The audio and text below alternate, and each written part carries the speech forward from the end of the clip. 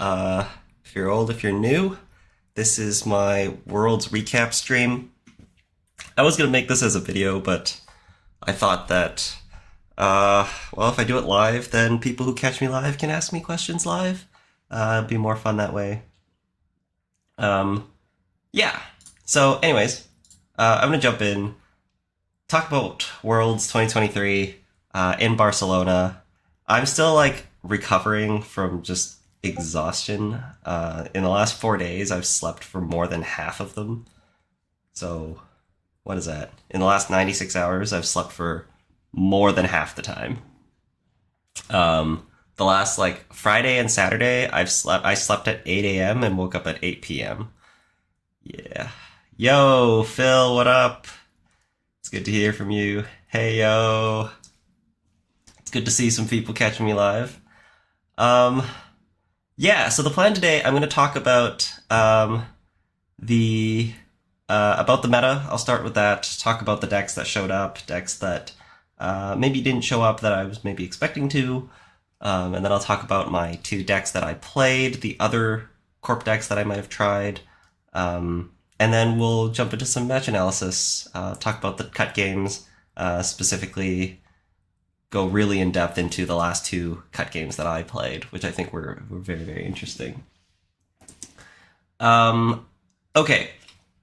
So we had like 260 people go to Worlds. It was amazing. This was like the ID breakdown. On the runner side, this was more or less what I was expecting. Well, okay, let's start with the Hoshikos. So we were expecting a third of the field to be Hoshiko. That was the number that was in my head. So 82 out of 260. It's about a third. It's a little bit under than a third. But I was expecting about a third of the field to be Hoshiko. And then my team was like playing a lot of Essa. We were expecting Essa to be quite good.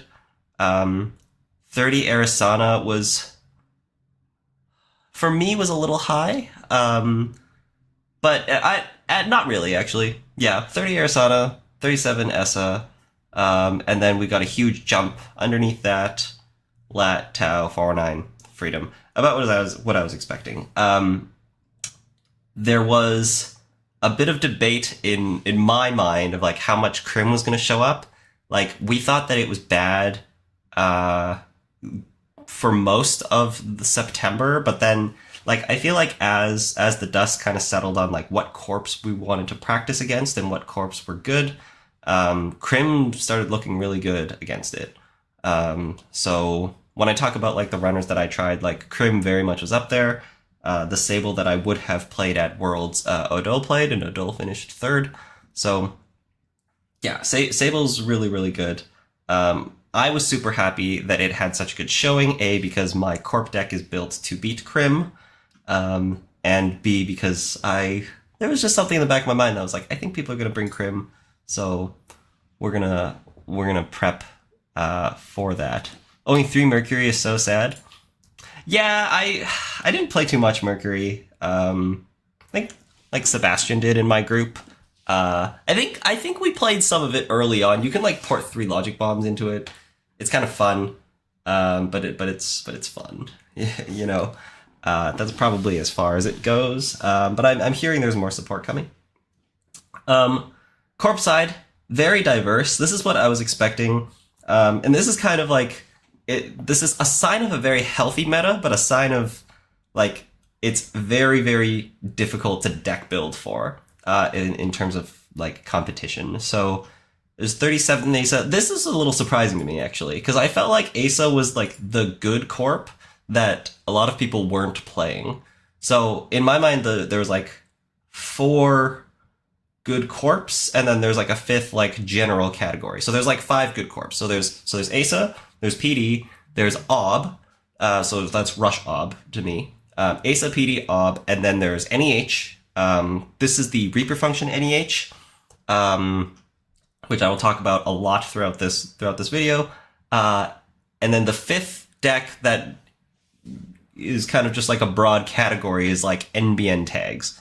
So you're either playing like NEH tags and you're trying to like score and play tempo out, like what NWE ended up doing, or you're doing it out of R+. But you're still just like you got your Oppo research, you're trying to score agendas, and you're trying to tag the runner and be like tempo-y. So those are like the 5 decks. And if you look at the breakdown here, like that's basically what we saw, except for outfit. There was 32 outfit. This was to me very surprising. I think different outfits were doing different things though. Like Odo's outfit was very unique. I doubt anybody else was playing something like that. Well, actually, that's probably a little harsh. There's probably other people who are doing something like that. And then there was like Santa's, which Santa was playing.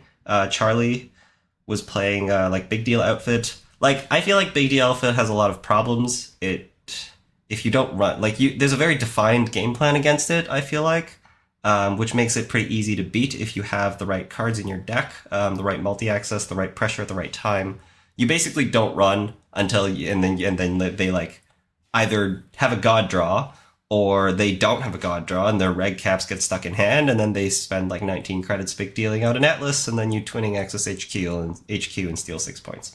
So that like this was a little surprising to me that there was 32 outfit. And again, the surprise that the top corp in terms of representation was Asa, but like top by not a lot, right? It beat PD by 1. So yeah, kind of what I expected. And then underneath, like, there's some R+, some NEH. There's always going to be some people playing PE. And then you got the gap down here. And then the rest of the field after that is you have like a smattering of things that people will bring. There's 8 people playing Restoring Humanity. This is what like Bridgman and Leopold and did anybody else play RH? I'm not sure, actually. I don't think anybody else did for my team. But yeah, this is a very cool deck. Here's a quick glimpse of it. I'll talk about this because I did play against this in the cuts. I'll talk about it later in the stream as well. And then there were 4 people in Built to Last.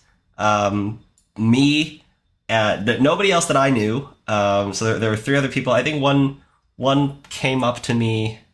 There's a lot that happened in the weekend, but one other person came up to me and was like, "Hey, I'm one of the other people playing Built to Last. I'm so excited to like see what you played." And yeah, it's so good.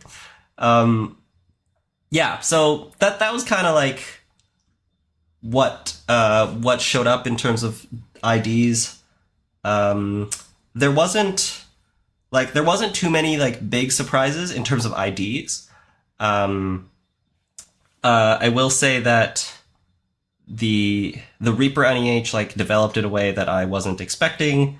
NWE all showed up with like Amani Sinai, Crypto NEH, which was on our radar. We didn't actually like practice against it, but it was something that was on our radar.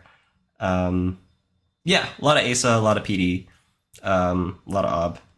About what we expected. And again, like it's so hard to like deck build for this because all the corps are giving this like very, very good, very threatening game plan that's like some are rush, some are fast advance, some are glacier. Although there wasn't really any glacier, which is why I played glacier. And like some are really, really asking if you have the right tools, and others are asking if you just have a hard breaker. And it's super hard because you're getting pulled in so many different directions as runner. It's really hard to find a runner that like beats all of it. Which was why like me and Bridgman had a really hard time against OB because like Hoshiko doesn't do that well against OB because OB requires a certain speed that Hoshiko kind of struggles with. Yeah, and it was just like a matchup that you just had to take and hope that your piloting gets you through and accept that when the game starts you're a little bit down. Odol is unbanned, yes. Looking for your thoughts. Only 3 sports medal is kind of surprising. I guess 3 is low.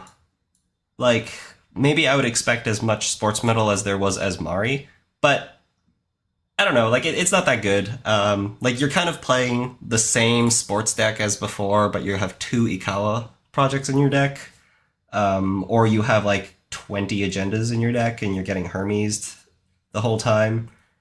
It kind of sucks, and if you lose an Ikawa early, like, yeah. I thought about it. That is one of the corp decks that I was just like, maybe I can just like play this sports metal deck and pretend that these two Ikawas in my deck don't exist. And you can win some games that way. Hello. It makes me sad that I'll never be able to meme as hard as a person who brings RH to Worlds. Hey, it's not a meme. It is not a meme. That deck is good. That deck is good. I will talk about it when I go over our game in the cut. Okay. So this is the ABR bracket. Again, I'll go through every game in the cut. So first, I'm going to talk about my own lists. So I brought Bill to last. I'll start with my corp. Again, I wanted to play something that wasn't known. So I had my Euros ASA list, right? And the Euros ASA list is really good, but it has some problems against like people who kind of like know what to do. So they get their Bankar down, they run your econ, they trash your econ, they get their twinning counters, they twinning XSHQ because you can't put anything in your remote, and then you become a little draw dependent. And then like some people were playing Light the Fire because of the Skunk Void stuff, so that kind of hits like PD and ASA. It's a solid deck, and a lot of people brought ASA and did decently well with it. Yeah, but I wanted to find something that was different, and I played. I said this in the stream after Worlds. I tried to make PE work so much. I didn't actually open this as a tab, so let me do that. There's a couple PE decks that I built. Oh, now we're just scrolling through. Okay. So this is one PE deck that I built. And it just gets some cheese wins. You're kind of like an asset spam deck. You like install your Bladderworts, your Moonpools, your Rashidas, or whatever asset you draw, and then like sometimes you'll just have Bladderwort damage start of the turn, Reaper function damage start of the turn, and then suddenly your opponent has one card and 2 Blood in the Waters will kill them. Or you have like a House of Knives counter, or you have a Sting on the board and you have a Wage Workers click, or they stole an agenda and now you can punitive them, or like you can like triple advance and score a Blood in the Water that's on the board, and then like Wage Workers for Neurospike, and that suddenly gets them down to 0 cards or something. So there's like some weird things you can do with this deck. It got a lot of kills. It felt really good, and like it has a very active like Fuji asset retrieval game plan because of Neurospike and Punitive Counterstrike. The scariest thing you can do with this deck, because you're just spamming the board, is you install Fuji and Moonpool and Wage Workers, and then on your turn you go res this, you go res the Moonpool, res the Wage Workers, put 2 counters on the Fuji, and then you go triple advance, score the Fuji, you get a Wage Workers click, so you score the Fuji, deal 3 net damage, and Neurospike deals the other 3. So, pretty scary deck. It just like, it was fine. It was fine. Like, it didn't quite do it for me. It was a little too random, I felt. I wanted something that like I could really control as much as I could. Yeah, but honestly, fine deck. I think you could have played this and done pretty well. So then I played something like this. This one has more ice and is like closer to like a deck that you can actually like ice all your servers so you don't get mod all the time. And you lost a lot of the assets, but now you have like more upgrades. So now you're making one remote, putting a bunch of upgrades in there, putting your agenda in there, and then like trying to do kind of the same thing. You have Punitive, you have your Neurospike, and you have a pivot to find one of each. This deck was also quite good. Like I brought this to my weekly meetup probably like 2 weeks before Worlds. It was quite good. Again, just like didn't quite have the control I would have liked. And unfortunately, like Fuji is just, if you don't get the right start and you lose a Fuji out of centrals, that's just game over. Cause like Punitive requires them to like steal an agenda, and then like your follow-up is the damage that you'll do later. So like Fuji requires, like this deck requires you to like have another turn after they steal. So if they like steal a Fuji at the wrong time and they're at 3 points, and then they find like one of your other agendas, and now they're at 4. You basically can't put a play together because they can steal Fuji and take 0 net damage. They don't even take net damage that turn, so it was kind of bad for that reason. Like it's a very good deck if you don't lose an agenda early. But if you lose an agenda early, then it just feels very bad because you have all these upgrades that just don't do anything. Like they can take all the net damage on the ice. They can like put bottom the cards with Daniela. They don't even need to access the Angelique because you have to pre-res it, right? They don't even have to access the Angelique. Punitive doesn't do anything, and they just steal the Fuji, taking 0 net damage. So that part of it felt bad, which is why like the ice came in the first place compared to the previous list. Yeah, tried really hard to make PE work, didn't quite work. So then from there, I was like, hey, Peter, I need a Glacier Wayland. We're going to see if we can get like a Glacier Wayland to work. So Peter sent me, we can go do a deep dive on, this is not exactly what Peter sent me, but this is pretty close. Actually, I think what Peter sent me is he sent me this. He sent me a deck with 3 Mess and Chess foes and no Gene Splicer. I think this was the exact list that I started with. And then I was like, okay, cool. Usually I don't take a deck and just play it. But like Peter has played a lot of Wayland Glacier. He's tried to make it work for a long time. But my first thought in this deck was I would like a way of like a way of scoring out. I would like a way of getting the 7th point. So we cut the Mess Chess foe, and I played a Gene Splicer. And to me, that like makes a lot of sense. I can, this is a point that I can get to 7. So I played a couple games with this, and basically what that did to me was like I was able to get a good feel of the deck and get a good feel of what cards were good in the deck and what cards I felt were unnecessary. And specifically the cards that I realized were unnecessary were Colossus, Adudua, Pharaohs at the time. Border Control was bad. It was like a tech card, so we cut it down to 1. Cut the Regoliths, cut the Rashidas. And I was like, this deck is actually pretty good at scoring. So I think in the next version, we actually like cut the clearinghouses as well. So this, from 59 cards, went down to 44, like this. Actually, we kept the clearinghouse. So I went to 44 like this.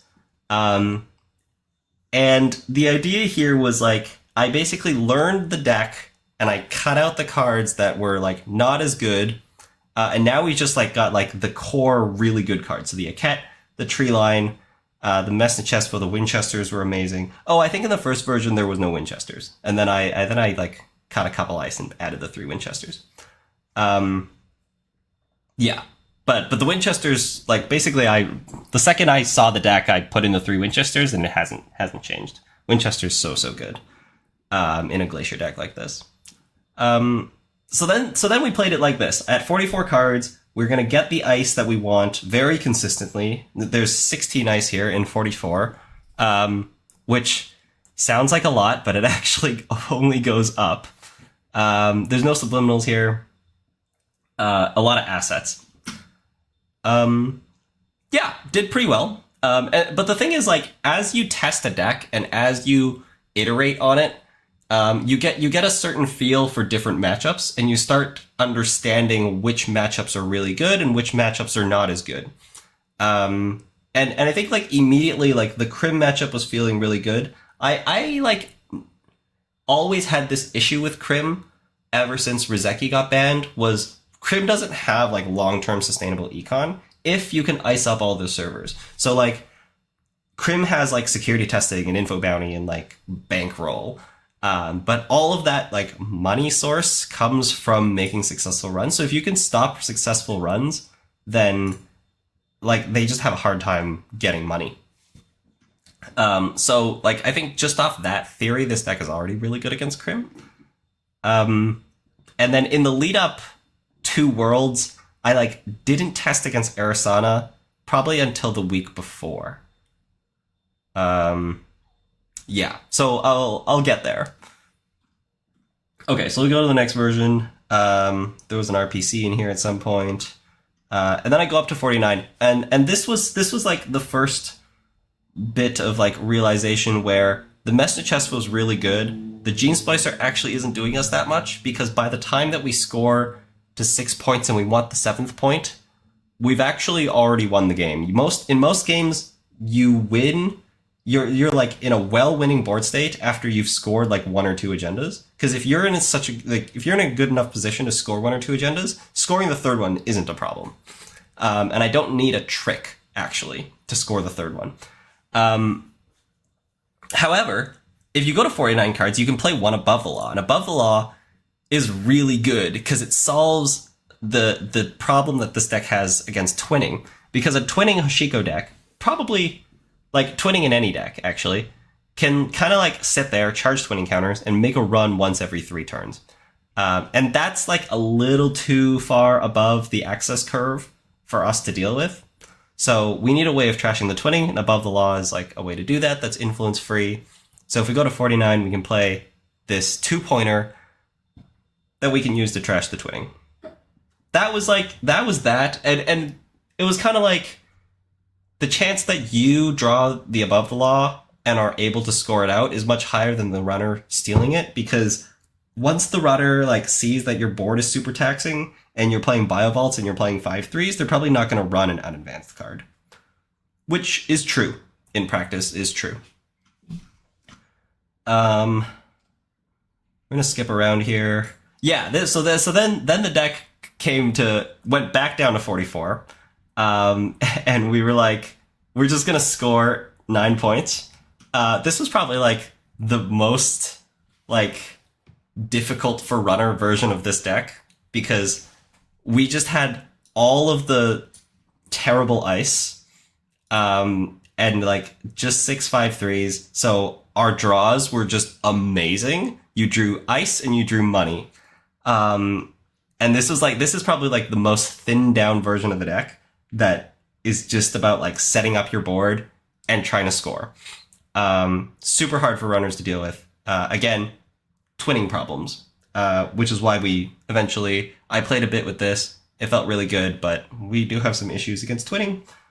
This was also known as the first version where the Trojan Horse came in. I had an extra deck slot, and I was just like scrolling through cards, and I think like it was Sebastian K who was like, "What about Trojan Horse?" I think I looked at it, I was like, that actually fits with the deck really well. So that's where the one of Trojan Horse came in. Okay, and then from there, the Pharaoh started coming back, and I started realizing that I'm going to skip to this one. So, actually, I mean, this is basically like the latest version of the deck, is where we were here. This is the deck that I played at Crown of Servers on Friday. Almost.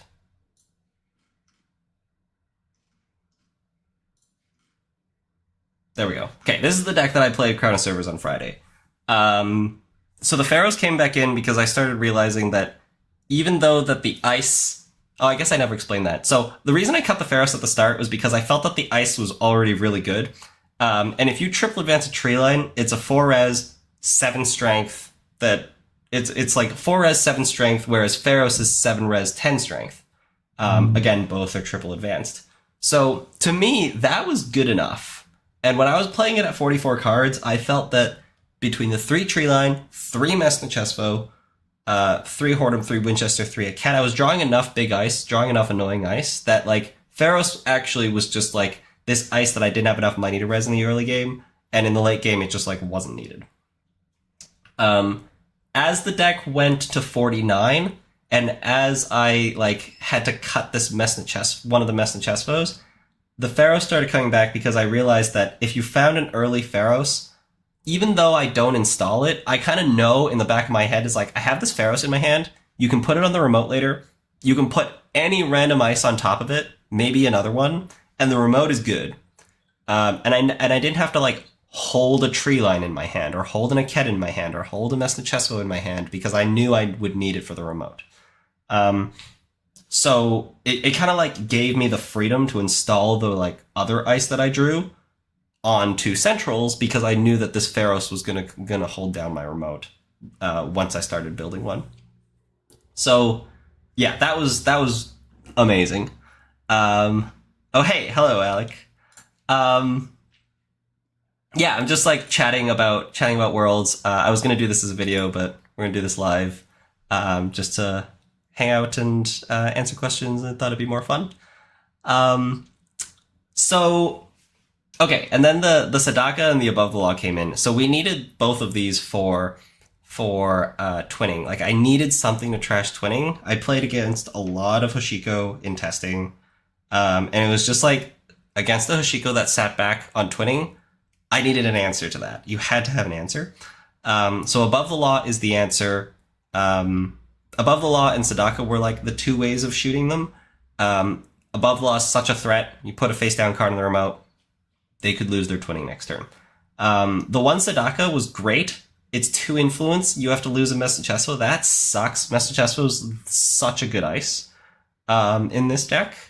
And yeah, like that's kind of just like the price you have to pay. And then that's where like the Secure and Protect came in, because I didn't like that one Sadaka was a little like draw dependent. If I don't draw the Sadaka and the opponent draws the twinning and I don't find my Above the Law, then they're going to get too many counters. I might lose on accesses. But the Secure and Protect was kind of like a second copy of Sadaka. So yes, it reveals. Yes, that sucks. But most Hoshiko decks like don't have a way of dealing with that. It's like my Hoshiko deck plays Boomerang, so you could Boomerang the Sadaka if you know where it is. But if you don't have Boomerang and you don't have Botulus, like the only thing that you have that can break Sadaka is Bankar, and you just put another ice on top, right? So you play the Secure and Protect, find Sadaka, put it on a central, bam. Or if you if you're just looking for some other ice, like you can Secure and Protect to find Rhyme, to just like put a lid on one of your servers because you want Bankar to get blocked off, or you want to protect against Hippo, or if you're just looking for a good ice, like you just find a Messagespo, find a Tree Line, find an Aket, like find a Winchester, something for your central. Yeah, I think I really like this card. I played it. I don't remember what game it was, but I played it in some random game in Swiss, I think, where I just played it and I searched for a piece of ice and I installed it as the third ice on that server. And it was just like a normal ice and it felt good. Yeah. So this was the deck I played on Friday. And then on Friday, there was the very first game on Friday was against this Essa. Okay. And the Essa milled 2 of my agendas and 2 of my spin doctors very early. And usually against Essa, you try to draw and like mill from hand, so you don't get random mills out of R&D. And I did that as best as I could.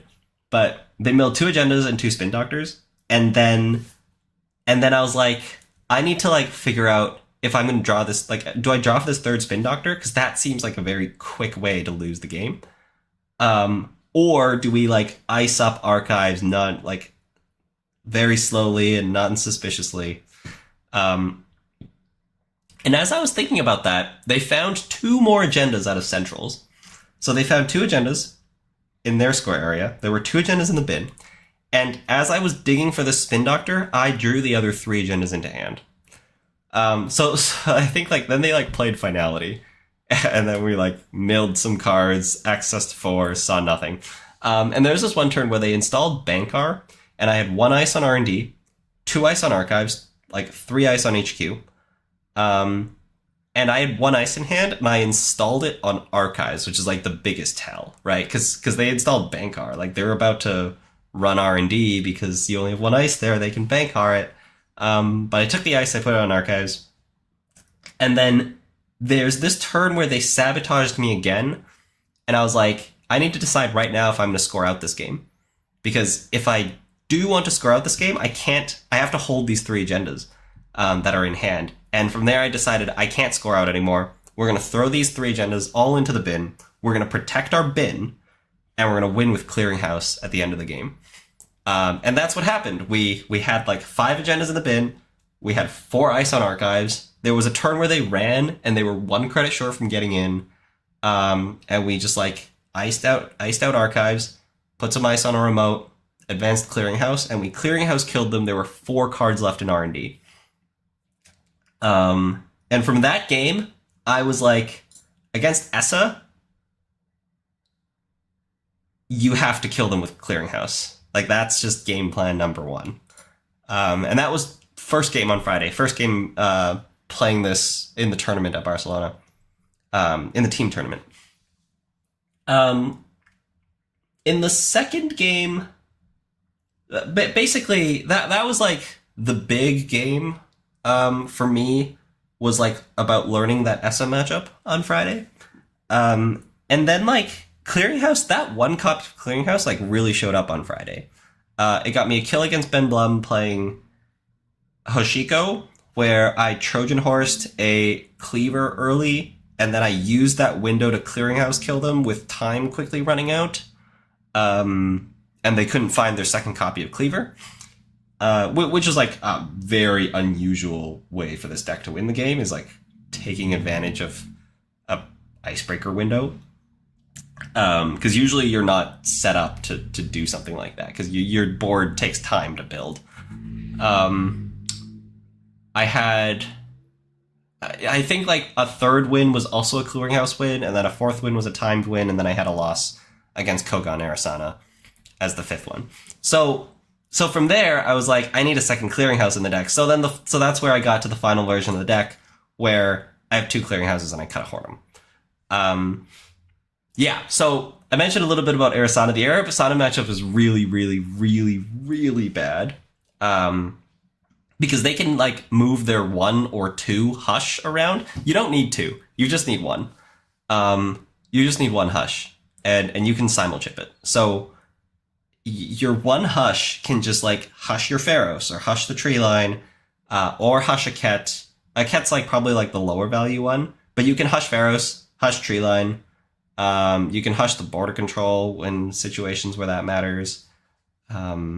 Yeah, basically, like, you can hush any of my barriers, and it takes me so much time and effort to set up these barriers and then to res the barriers, and, like, hush is such an easy answer to it that it just kind of, like, shuts the deck down, because you can run any server you want on any turn just because of that 1 hush. So you have to play it, like, very judiciously and, like, make very strategic runs and make sure you're keeping the board in check, but against, like, an Arasana who knows what they're doing, they should be able to figure it out. Ranji, the pocket pick, yes. The pocket pick. This was it. I was like, do I swap to Ob, or do I play by pocket? This is the pocket. Dude, like, the only reason everybody else on my team had like looked at this and basically were like, nah, I'm not gonna play this. And the only thing in the back of my mind that kept me on this was, Crim actually seems quite good, and I can see people bringing Crim. Whereas I think, like, everybody else on my team was like, nah, nobody's gonna play Crim.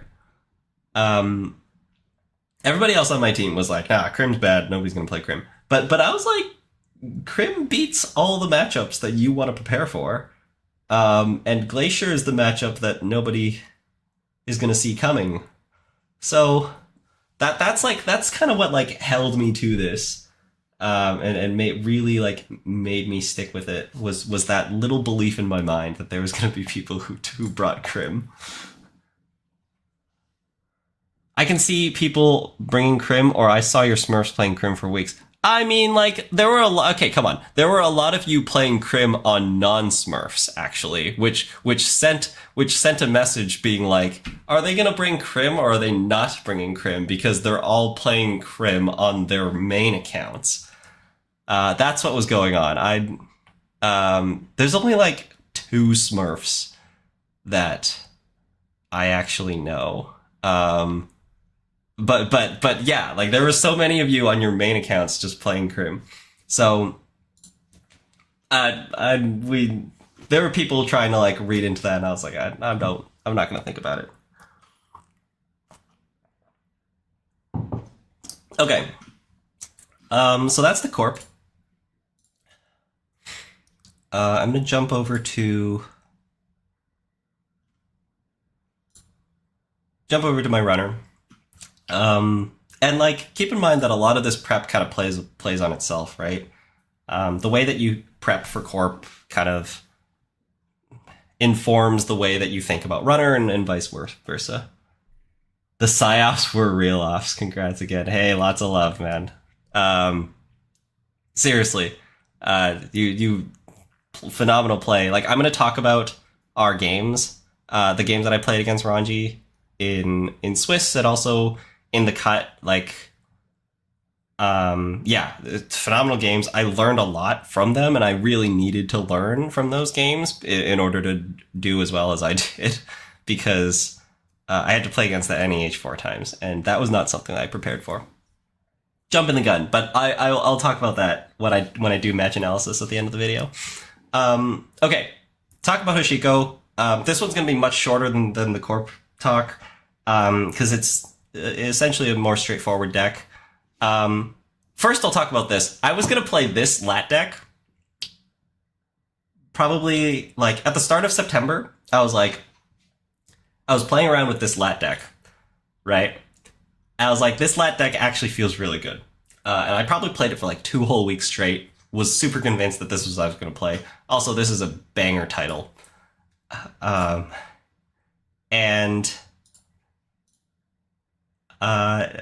So there was like 2 issues with the deck. The first issue was like, Conduit is just not great. It's just not ideal. If there's 1 ice on R&D and you don't have all your programs set up, you just can't go for the Conduit. Because if you go for the Conduit and it happens to be the 1 ice type that you don't have a breaker for, then like, that sucks. You probably lost. And like, by the time that you are set up, then you can like Conduit and close the game. But like, generally I found that I was trying to like just keeping up with the corpse to the point where like it felt good, but the kind of like the central pressure was like non-existent. That was issue number 1. Issue number 2 was like, no matter how good your setup is, you know, you got Anacam, you got DZMZ, like when you play your creative commission, you draw a card with Anacam, you draw a card with Lat, like value is pretty good, but like you can't moshing Steel Skin and Strike Fund. It's just not the same thing. You just can't do that. You can't do that here. And moshing Steel Skin and Strike Funds is so busted. Is insanely busted. So like, I basically, once I got over those 2 things, I was like, okay, I should probably just play more Hoshiko. So then I started looking at Hoshiko. I built this like relatively quickly. Basically, like everybody was playing Earthrise. I tried a bunch of Earthrise. It was fine. It was good. It was a little slow at times. But the biggest problem for me with Earthrise was like, when you install Earthrise, you need to be certain that the game is going to go on for another 3 turns. And sometimes you're not certain, so you don't install the Earthrise. And like, we were kind of like sinking influence on Bravados, so I kind of took those 2 things and kind of solved the problem by playing Diesel. So I was playing 3 Diesel for the longest time. I also think like the 2 Boomerangs were amazing because that's your answer to Bran. It's your answer to like big ice in general. It's your answer to not getting rushed out early against PD and Asa, and against Ob. Like, yes, Ob has tricks that can beat your Boomerang, but like against decks that are just trying to like rush a Rashida turn 1, like you have an answer. Bankar is a great answer for like decks that require you to break ice early. But like, you can never Bankar something turn 1, but you can Boomerang something turn 1. So Boomerang works turn 1. Bankar and Boomerang works together really well. So oftentimes what I found against PD was like, you kind of sit there with Bankar, and that's great. But then they would go like, install second ice on the remote, install Offworld, advance it, because it's super safe. But, you know, if you got the Boomerangs in there, you can get in. So I felt like Boomerang really solved a lot of the problems with Hoshiko and also with the Breaker Suite. And Buzzsaw is also just like really good against Magnet and against things that are 3 strength or less. But once things are a bit more than 3 strength, then like Buzzsaw starts getting significantly worse than Unity. You just have to boomerang those. You have to boomerang, Bankar, but otherwise just cash in on Buzzsaw's value. So I really like that. Also, I know Snarebears think that Carmen is worse than Echelon. I hard disagree. Oh, and I see that. See, okay, I said that, and I hadn't even read the chat yet. The Carmens to me are wild because, in my opinion, Carmen sucks. Yeah, I said that out loud. Didn't read the chat yet. I guess you're testing against Jinteki, which makes more sense. But goddamn, breaking Drafter for 4 is unsustainable. It's true. Both of those statements are true. I am testing against Jinteki, and breaking draft for 4 is completely unsustainable. Like, you have to Bankar it, or you have to find your 1 leech and get a leech counter. It sucks. It sucks. I did bring, to your credit, I did bring 2 copies of Echelon, 2 worlds, in my box, and I did consider it, because I was like, if you change the 2 Carmens for 2 Echelons, then it gives you 2 more influence to play that 3rd Diesel. I was on 3 Diesel for the longest time, and then I think, like, on the Wednesday before Worlds, I cut it for a Bones. Basically, I felt that I had, like, quite a lot of draw. Wanted some like, one Bones would get a lot of value in, like, any runner deck you play, basically. That was that. But I would have got the 3rd Diesel deck. Super appealing. But yes, so there was... All right.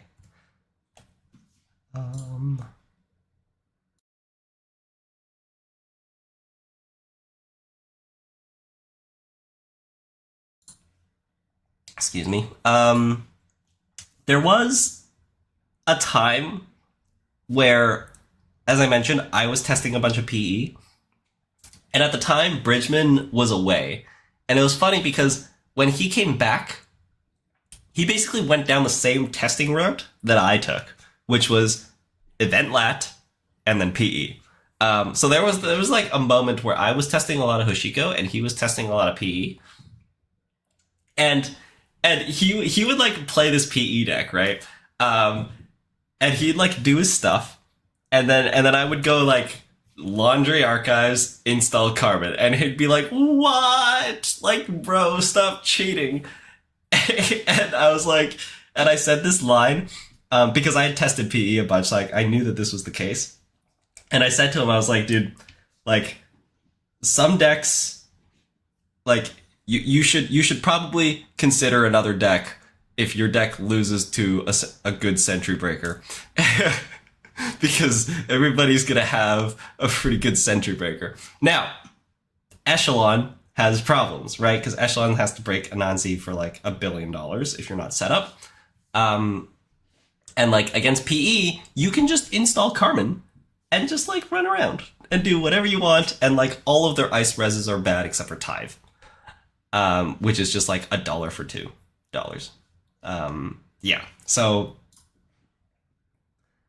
Echelon better in a turtle rig for sure. Oh yeah, Echelon better in a turtle rig for sure. That was a little scary actually, because I saw your guys' breakers, and you have 3 breakers and a turtle, which means your Echelon goes to 4, and that's actually the best way of breaking Winchester.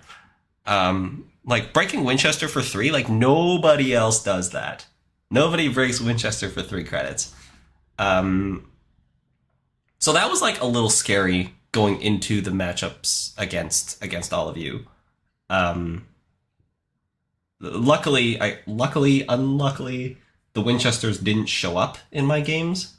Yeah, but again, we'll talk about that in a second. No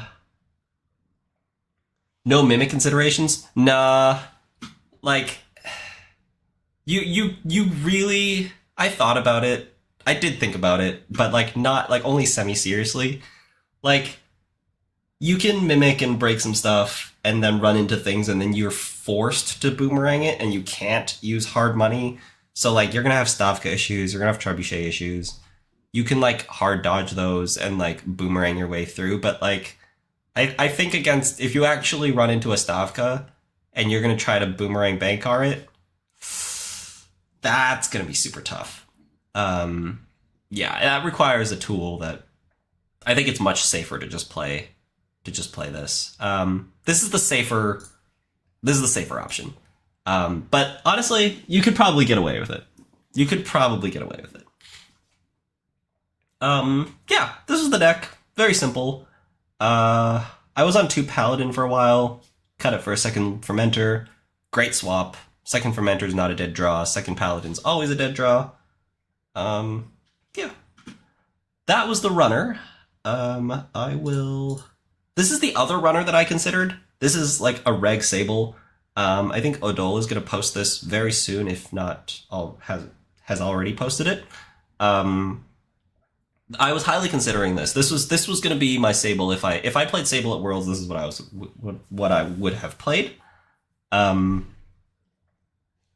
Again, like this is probably like a more greedy build of Sable.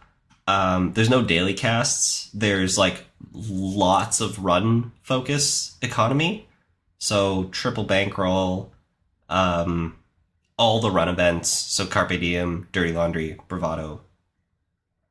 And then you have triple mutual favor. You're getting set up with the Crim Breakers. You're not porting your Echelon. You're not porting your there's like another icebreaker you're porting, right? Echelon was a cookie breaker. Unity, right? Yeah, you're just like playing draw. Like Diesel, Nuka, 1 deep dive, draw through your deck, get get a lot of value off of Amaku and bankroll your 3 breakers. Again, this is what Odol played. Odol finished 3rd. Very, very, very good performance. The deck did really, really well for him, and I can't wait for like that write up and like to hear stories about it. This card is sick. Flip Switch is so sick. It's tech against so much stuff. Like probably against the Reaper NEH, you want no free lunch. But like this probably does enough. Actually, no, it doesn't, because you still get like Reaper. You still get Reaper end of the line killed if there's 1 tag. There's probably ways of landing that tag despite the flip switch. So you probably want NFL. Yeah. Anyways, I'm not going to talk about it too much. I did highly consider this. This is what I played in Karna servers. Did really well. I think it went 3 wins, 1 loss, and 1 draw. And the draw I would have won had the game gone on for a little bit more and time wasn't called. So like, yeah, very, very good. I'm going to catch up on chat, and then I'm probably going to jump right into some replay reviews. Echelon is a low outfit world. In a low outfit world is safer. Yeah, exactly. When everyone their pet knew was on outfit, it was sketchy. Yeah, like I mentioned this at the start. I wasn't expecting that much outfit. Yeah, so to me it was surprising that there was so much outfit. Mimic gives Corpse strong counterplay lines? Yeah, exactly. Exactly. Don't want to give that. Okay. Ian's in here, so this is perfect. 1 second though.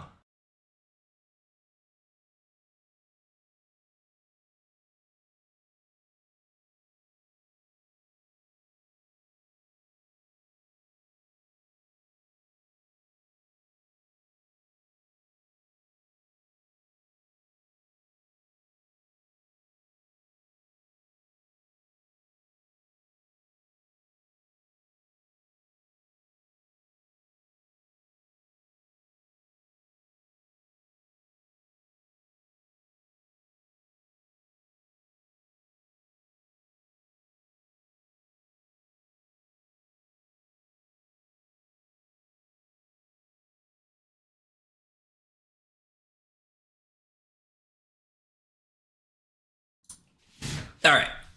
Sorry about that. Dealing with just like exhaustion still.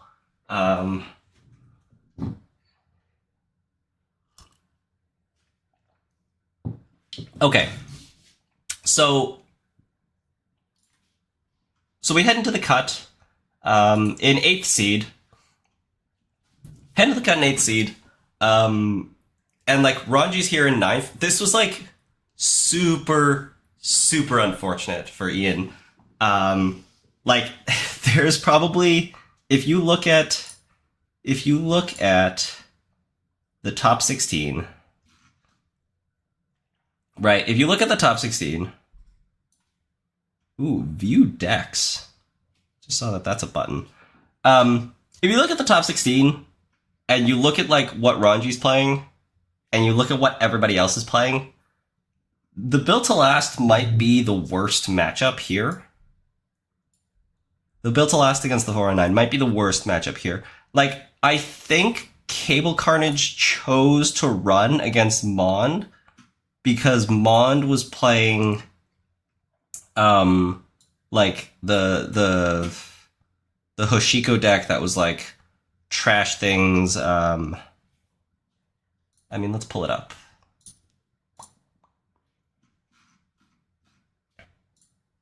I think this is what Mond was playing. And maybe you might be scared of this. There's no hand size, but there is 3 steel skins, and you might be able to like trash things super aggressively and like simulchip for imp and like conduit dig you, and you might lose that way. It's unclear, at least to me, but like I have not played this. I've not played False Lead NEH, so what do I know? But yeah, I think like this was a super, super unlucky pairing because I'm pretty sure this Built to Last was probably Ian's worst matchup. So it was super lucky for me that I got that pairing.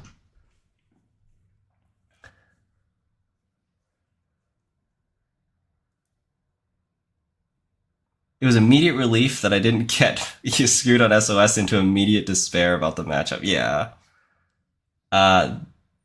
This deck, Mulch, also has instant speed Audrey if you miss the steel skin on Reaper. That's true. Yeah, that's true. That's true. You can like pitch the steel skin. So like you Reaper 2 cards, they're at 3 cards, and then suddenly it becomes 4. But you can have like redundant damage still, right? You have like double Reaper, like Reaper Mindscaping, but probably like that deck has a better way of like trashing those before that happens. Like they can trash your Reapers off the board, trash your kill cards out of hand. Yeah. So that was like super lucky for me that was the first matchup. I closed too many tabs. This is fine. And like this, so we actually played this matchup earlier in the tournament in round 6. And in that game, we played the other side as well, and then played this side. I'll talk about the other match as well as the NEH games come. But I remember in the first match, like I didn't see it coming, but basically I like iced all 3 of my centrals, and there were Whoredoms on HQ and Archives, and there was like ice rezzed on Whoredoms on R&D and Archives, ice rezzed on HQ. And Ian's like doing his thing, right? And then one turn he goes, click 1, run Archives. And there's like face up cards in the bin, no face downs. I'm like, I have no idea what's going on. I spent probably a good like 20 to 30 seconds thinking about this res, and I had tons of money. But like, you don't want to give away ice information for no reason if like for some reason that ice information matters, right? So I was like, do I not res here? Like, why are you running? Like, I guess you're getting a Carmen discount. Again, didn't know the list. I was like, I don't know what's going on. I was like, okay, screw it. I'll just res this Whoredom. Why not? So we res the Whoredom. He bounces. Click 2, run R&D. I was like, well, I mean, I res the Whoredom on Archives. We res the Whoredom on R&D because R&D is actually an access. So res the Whoredom. He bounces. Finishes the rest of his turn. And then like 2 turns later, he's got like 9 cards in hand, and he discards 3 mining accidents. And I was like, oh, that's what was going on a couple turns ago when we poked centrals. So it's like, thank goodness that I decided to res. So yeah. And then I think like later that game, he makes a run, gets an access. I found my Trojan horse the Kurapira, locked him out. Don't remember how the game ended. I think I clearinghouse killed him. Yeah. But basically the game was lost when we Trojan Horse the Kurapira. And then we go into this game with that game in mind. So we found out that I'm on a 1-of Trojan Horse.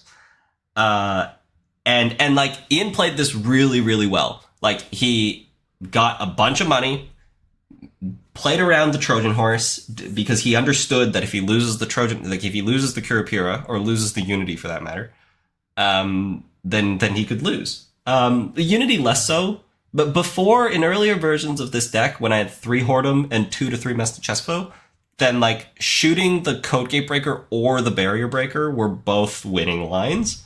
But now that I'm on 2 Hordem, 2 Mesta Chestfo, you kind of like had to draw all 4 of that ice, or you just basically shut the Barrier Breaker. Yeah. But I had like the God draw that game. I think in like the top 20 or so cards, I drew 1 agenda and we like spin doctored it back pretty quickly. We found a barrier on the innermost of all 3 centrals and then a barrier on the innermost of the remote. Had super taxing servers, had the wall-to-wall early, drew 2 copies of Biovault and 1 copy of Clearinghouse, put 2 Biovaults in there, put the Clearinghouse in there, forced him to come in. In the first game that we played, he also like discarded a Pinhole Threading because I think he didn't know what I was doing. And when I saw that, I was like, that's insanely good for me. But obviously with open lists, he doesn't make that mistake. So he's holding the Pinhole Threadings. He's ready to go. But unfortunately, like it's just too taxing. So we Pinhole through, trash the 2 Biovaults, trash the Clearinghouse. I drew the 1-of Trojan Horse. We Trojan Horse the Kurapira. I get the 2nd copy of Clearinghouse to 6 counters, and we get the kill. That was the first game in the cut. He made an amazing read that nobody has done to me before, where I started against Crim. I would put the border control in Archives, and I would just not res it. And so there was like on Archives, there's like a res Hordem, and then there's an unresed border control. And every time they run Archives, you don't res the border control. Like for 2 reasons. 1, because you want to keep it secret that it's border control. And the big reason is like you never with the Built to Last deck, you never want to give the criminal easy Kurapira counters. You never want to do that. And you'll see this come up in Grand Finals, is you don't want the Crim to be able to install Kurapira and run somewhere for $2, break your border control, and get a Kurapira counter. If they do nothing else with that run, like if they just like run border control, break the 2 subs, bounce, that's bad for you as the Corp. That's really bad. Because 3 counters of Kurapira can bypass your Pharaohs. Or can bypass your like 7th strength tree line. So that's super, super bad. Another reason why there's only 1 copy of border control in the deck. But yeah, against Crims, I started like putting border control in Archives, never res, and eventually they'll be like, oh, I need to play Pinhole because you have Biovaults. So they go and they Pinhole Archives, and then you res the border control, pop it immediately, they lose the Pinhole. That was the first time where somebody called me on that, and Ian like went and Pinholed R&D. Well done, very well done. Okay, so that was game 1. Game 2 was against Finn. So I kind of knew this going in. Like, we both knew this. That, like, if I won my game and Finn won his game, we would pair against each other in the cut. And we, for those who don't know, ID'd round 1. So there were 260 players, and everybody gets randomly paired in the first round. And Bridgman and I get paired against each other round 1. I remember, like, I was looking on somebody else's phone, and I, like, screamed out loud. I was like, what? In complete shock, disbelief. Like, I was like, oh, like, we're supposed to, you know, like, I posted in my YouTube shorts, I was like, with Bridgman, before Swiss started, I was like, all right, you ready to sweep 5 rounds in ID 4? And I was like, all right, let's go. That's the plan. But when you're paired up against each other, you can't do that anymore. So yeah, we ID'd round 1. And we met him round 2 of the cut. against this RH, which I have played against a bunch. I've played and played against a bunch. I played it a bunch in the lead up to Euros because I was heavily considering something like this for Euros. Not quite what Bridgman ended up playing. Bridgman had like a lot more like taxing ice, whereas I was playing stuff like Enigma. And like there was like keeling in the deck before. Not always, but like there was keeling in the deck at times, and sometimes we tried versions without it. And obviously keeling is banned, so Bridgman like did all of his testing without keeling. But it was like a very similar idea. Same Agenda Suite, 3 back pro, 2 Fuji, 3 Genesis, 3 punitive, some number of your digital life. Yeah. So I was very familiar with the deck, and I was also very familiar with how weak the deck becomes if you find an early agenda. Like that's like the key to beating this, is you need to run aggressive early, find an early agenda when they can't punish you. And that turns off their big trick. So their big trick is they put a back pro in the bin, and then you run archives, and then they give you the back pro. And then using the bacterial trigger, they put another back pro or put a Fuji in the bin. So now you've stolen 6 points. And now every copy of Punitive they play does 6 meat damage, which, in addition to dealing a lot of damage, it also gets around Steelskin Scarring. Yeah, that's like the big trick with the deck, right? And you can get around that trick by just not having 0 points when you access archives. And I was like, I was like warning Finn about this. Because when I was testing this deck, that was an issue I was running into, was you're so tempted to go like Rashida, Ice, Hedge Fund, turn 1. And then they go like run R&D, steal Fuji. And well, you're like, God dang it. Like now your trick doesn't work. The deck just gets significantly worse. I don't know if that ever happened to him. So I was hoping to do it to him. Ran around super aggressively. I think my turn 1 was like, he like installed Ice R&D, Ice HQ, take a credit. And I just like had this hand that wasn't all events, so Sisentan doesn't kill me, and I just like drew a card and raindrops to R&D. But yeah, I played super aggressively. He rezzed a Tattoo on HQ, and I think on like, I had my cleaver down, and I think on like turn 3 or 4, I had like 9 credits, and I spent that 9 credits going install,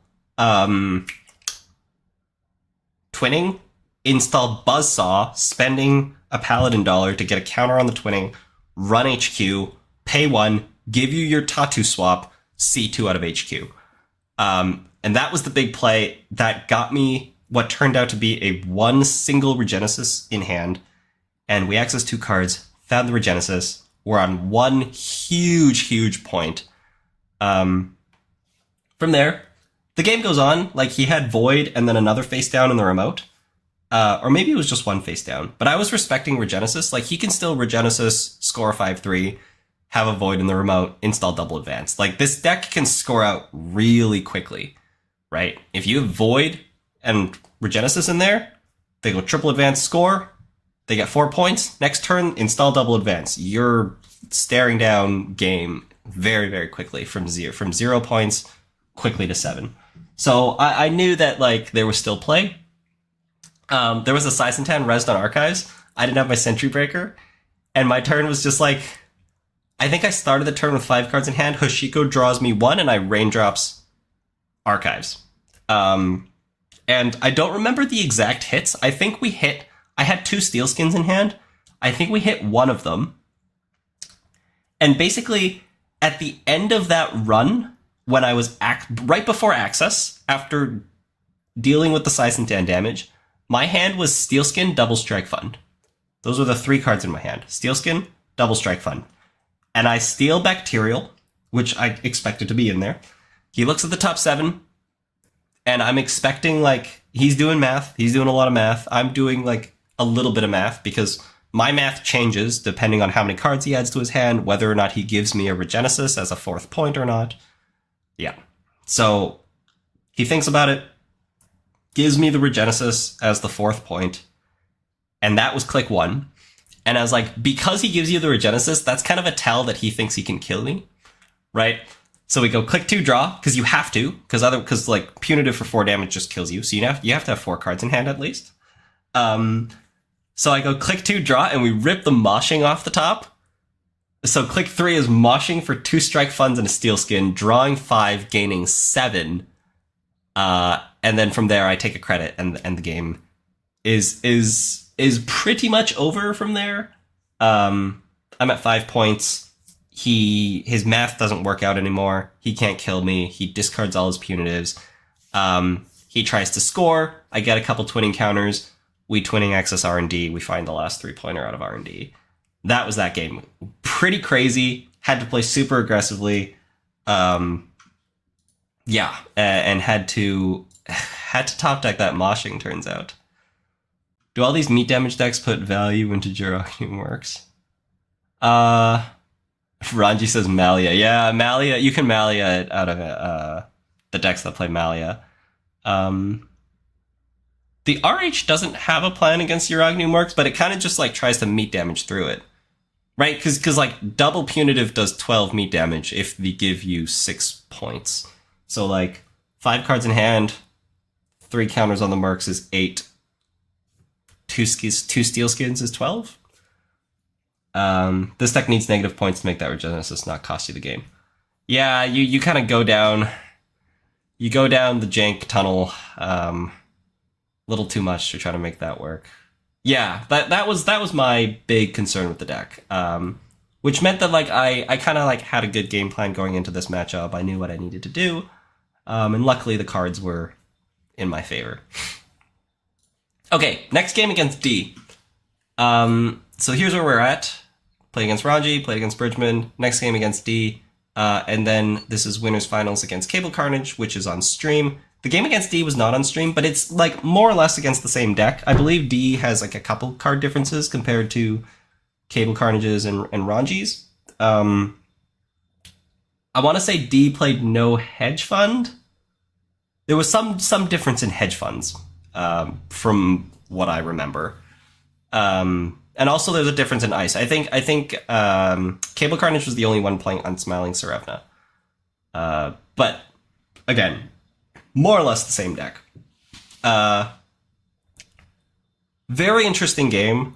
Again, as I played against the NEH, I learned more and more about it. And I'll give a warning to everybody now. This is the part in the video where I'm going to be like talking about NEH for probably like the next like 40 minutes, because I'm going to do a replay review of the game against Cable Carnage. So we're going to talk about NEH for a while. And I learned so much about this deck as the games went on. And it's such a beast of a deck. And when I first heard that the Reaper Function NEH is playing False Lead, I was like, okay, good to know. What am I going to do about that? Not much. Like, I didn't really know how to respond to that. Like, the earlier versions of NEH without False Lead, my game plan was very straightforward. It was stay on top of your money. I have a lot of money in my deck. I trash all the cards in your deck that give you money. So we're going to trash your balanced coverages, trash any regoliths that you haven't used yet. If you've clicked it 3 times, then I leave it. And if we find Rashida's, we trash it. But otherwise, we like don't run your stuff because we don't want to like get hit by Behold. Don't want to get hit by Check a Scion. Yeah, so we're just like going to trash your money. Don't play the steel skins. Hold the steel skins. And if you can kill me with your tomorrow's headline, then you got me. But if you don't have that and my steel skins don't do it for me, then usually I found that I was able to win those games. So I didn't really like look into NEH that much. And honestly, like I wonder like how quickly D has second Mindscaping, yes. Okay, Ian, how quickly did False Lead come into this deck? So obviously you played it at Cascadia, you played it in Intercons, different versions of the list, same idea. You didn't have False Lead in either of them. Was False Lead already a thing but you were kind of like hiding in your back pocket, or like did that show up a little later? How quickly did that come into this? Because when I look at this, I'm like, if I were to play this NEH a lot, I feel like the fact that like False Lead fits into this deck would show up like relatively quickly in testing. Like you'd play this and then like at some point you'd be like, huh, False Lead's really good here. So like in part I'm kind of disappointed in myself for not thinking about this before running into it. But also like it makes sense because I didn't really play this deck too seriously myself. D is a second Mindscaping. Oh, right. D is a second Mindscaping, yes. Will this be saved for replay? Yeah, this will be posted on YouTube. The idea was that this was supposed to be a YouTube video, but I thought I'd do it live. But yeah, this will be on YouTube, timestamps and everything. D suggested maybe 4 weeks before Worlds and immediately realized it was busted. Yeah, it's super busted. The agenda suite calculus was the issue in fitting in the false leads. Yeah, that might be like a small consideration, but like the false leads are just so good. False leads are just so good here. Like the very basic false lead fork, and this is how I lost the game against Ranji in Swiss, was I didn't know how to respond to false lead. So I just played the way that I normally would against the NEH that I would before, which was get money, trash your balance coverages, which you obviously don't have, get my maw down, maw you every turn, see what happens from there. And eventually, like, the second the false lead got scored, I was like, oh, like, I can't actually check anything now. Because the second you check something and it's behold, then you take 2 tags, you spend a click checking the behold, and then they pop the false lead after you clear one of the tags. So now you have no clicks left and you have 1 tag still. So now they fire their Reaper functions, they deal their 1 damage off Mindscaping, they deal their 4 damage off end of the line, you die. Right? That was super scary. And I think like that kind of like clicked in my head a little late. And it clicked when I played against Ranji in Swiss. And in that game, there was a false lead scored. And basically there were 2 cards that I was considering running. We ran the Behold, took the tags, cleared a tag, got false lead. False lead, lost my 2 clicks. And then the other card that I was considering and I didn't run was the Reaper function. That sucks. That's the game. Yeah, I had 2 Steelskins in hand, but we had like, I don't like single or double Reaper function, Mindscaping end of the line. We died. So I kind of learned that like, okay, we can't really let this false lead get scored. But again, that lesson didn't quite click in my head yet. So in the second game against this deck, which was against Cable Carnage in Swiss in round 7, where I got swept, that was a very interesting round because I knew that this deck was like a deck that takes a long time, and is a deck that is liable to losing on time. And my Built to Last deck is a deck that takes a long time and is a deck that is liable to losing on time. So at the very start of the round, I was like, okay, I'm going to roll this die, and on evens I run. And then I rolled the die and I rolled evens. I think I rolled a 2. And in my head, I was like, crap. Like, I don't know about Dan, but like in my mind, I was like, that was like a big moment in that round. And at the time I knew it. Like, I was like, I am at a big risk of like losing this NEH game and then losing the second game on time, which is exactly what happened. That's how I got swept. I did have a bad opening hand that game as well. I'll talk about that when I talk about the finals. But I did lose that game to time after losing a long, grindy game against NEH. Amazing game, by the way. I learned so much in that game.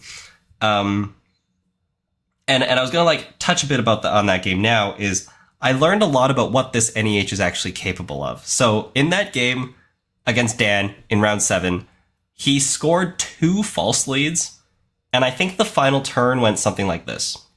The final turn was, I made a misplay.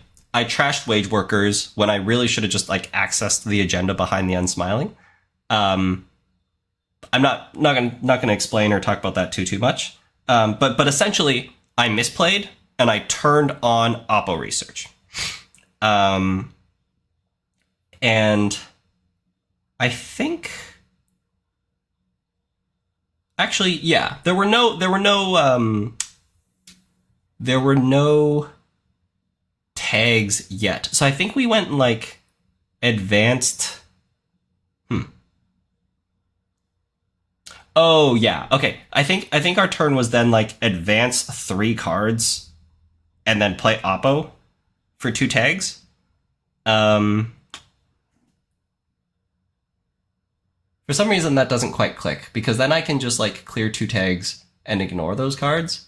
In which case, if I didn't do that, that was a mistake. But either way, what happened was we had 2 false leads scored, and the turn was set up in a way where I had 2 clicks remaining and 1 tag left, and he popped one of the false leads. So then I had 1 tag. Oh. Wait, no. I think it was advance, play Oppo. Or maybe it was Oppo for 4 tags, but I don't think the threat was there for Oppo for 4 tags. Or maybe it was because the headline was scored. No, the headline was not scored. Oh, actually, Maybe it was like score headline Oppo. That might have been the play. I think, yeah, it might have been like score headline and then Oppo. So I was at 3 tags. So I didn't clear, and we popped false lead after I spent 2 clicks. And then it was on his turn, like I had like a bunch of steel skins in hand, right? So he still has to find enough damage. And on his turn, he goes, advance, score the 3rd copy of false lead, get the wage workers click, and play end of the line. And then on my turn, he pops both copies of false lead, so I have no clicks left, and he pops Spin Doctor to shuffle the end of the line back, and then gaslights for the end of the line and plays the end of the line again. And that's how we had enough damage. And that was like amazing. Yeah, that was like, that turn was like, how did you get enough damage to do that? And the answer was like, you just gotta like play end of the line twice. Yeah. Catching up on chat here. That game against Dan round 7 was legendary. I was sure he would concede after the first combo whiffed. Yes, yeah, there was a whiff earlier in the game that had him like use everything. Advanced 3 cards, took Regolith, you ran 2 of them and they were both checkist, then ran the Bologna. Then Dan didn't have the kill in hand. Yeah, that was the whiff. Value meat, they might have called it. So here was the big lesson in that game, right? And this was like a big deal going into the game against D and the game against Dan in the finals, or in winners finals. Was the big lesson in that game was you need to trash the spin doctors so that he can't do that, right? Because if they only have 1 chance of killing you and they can't kill you, they can spin things back and try again. But if you make them pop the spin doctors, then they can't try again.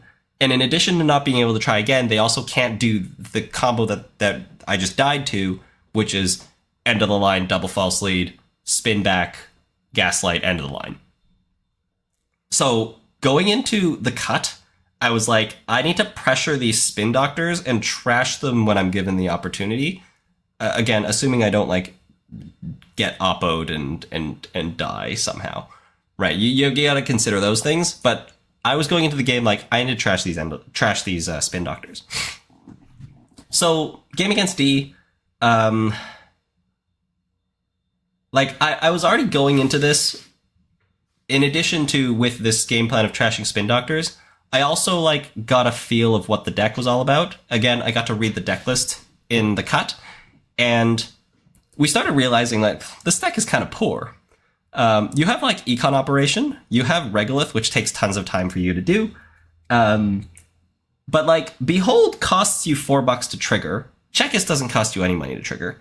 But like my runner deck is actually like very rich. Hoshiko is like the ID is just really good. It gives you a 2 credit boost on turn 1. And even if you run every single turn, you'll lose a credit and draw a card. You got yourself a drug dealer. That's fine. You need to draw through your deck. And it's a good way of doing it. Diesel's cheap to play. Dirty Laundry's amazing. Moshing's amazing because all your breakers can just get moshinged. Raindrops is amazing because it's a run event that just gives you $2. Steel Skin gets held in hand. Strike Fun gets moshinged.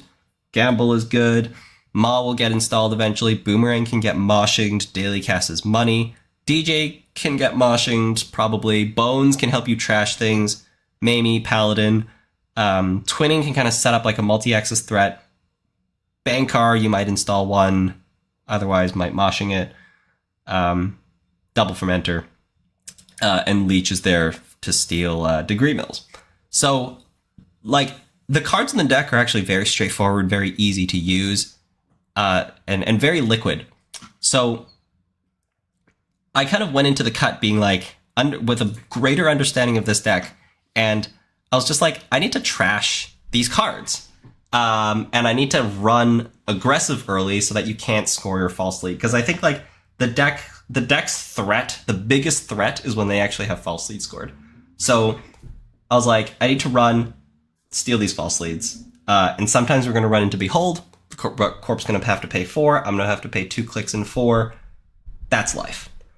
That's what we did. I think against D, like I still played a little too carefully. I think in the write-up here, like runners are allergic to tags. So they'll like do everything they can to clear tags. And I think like early in the game, you could probably float a tag or two to make sure that no card goes unchecked. That's probably the game plan against this deck. Is you just like run every card they install and steal these false leads and eat the Checkist and the Behold tags, and you gain money and you clear tags where you can. Obviously, like if you lose a daily cast, that sucks, but it still costs the Corp a click and $2. And like, where are they getting the money to do that? Yeah. So it's like a shaky game plan though, because if you ever steal a false lead or a tomorrow's headline and you're like spending your money clearing tags and spending your time running, then you're going to get oppoed. And that might cause you problems. So I don't know. That was kind of the game plan. I don't think it's bulletproof. I haven't tested it. You have to be 100% sure there's no Reaper to float. Exactly. Yeah. But like if you run everything and trash every Reaper function, like there should never be a Reaper if you actually run everything, right? You have to have 5 in hand or they can't be on 5, or else you can die. Yeah. Totally. But that was the thing, right? If I run every server, you're not going to score a false lead. You're not going to have a Reaper on the board. You're also not going to trigger Rashida. And I can kind of like keep tabs on where things are. If I drew my bones, then like yippee, I can trash the federal fundraisings and the gaslights and the Malia as well. And the wage workers maybe, but like otherwise like we just leave those cards. That was kind of the game plan. So in the game against D goes install, and I go click 1, run the first card, and we hit Behold. Yeah, that was that. I don't remember what else happened turn 1, but basically the game plan did not go as planned. D scored a false lead. And I had to play that uncomfortable game where the Corp has a false lead scored, and I kind of transition into the same game plan that I found myself in the first 2 times I played against NEH, where they have a false lead scored. I can't check random things because I'm at risk of running into Behold click 1. So I'm kind of just like sitting there doing nothing with my clicks and getting a Maw trigger every turn. That was the game. Got a Maw trigger every turn. Eventually, D forces the issue. I run into Behold, or I steal an agenda and I get oppoed, or something happens. And then D triggers the false leads, reses double Reaper function, and on the first Reaper function, I have 5 cards in my hand, and we hit both copies of Steelskin that were in my hand. So I go from 5 cards to 7.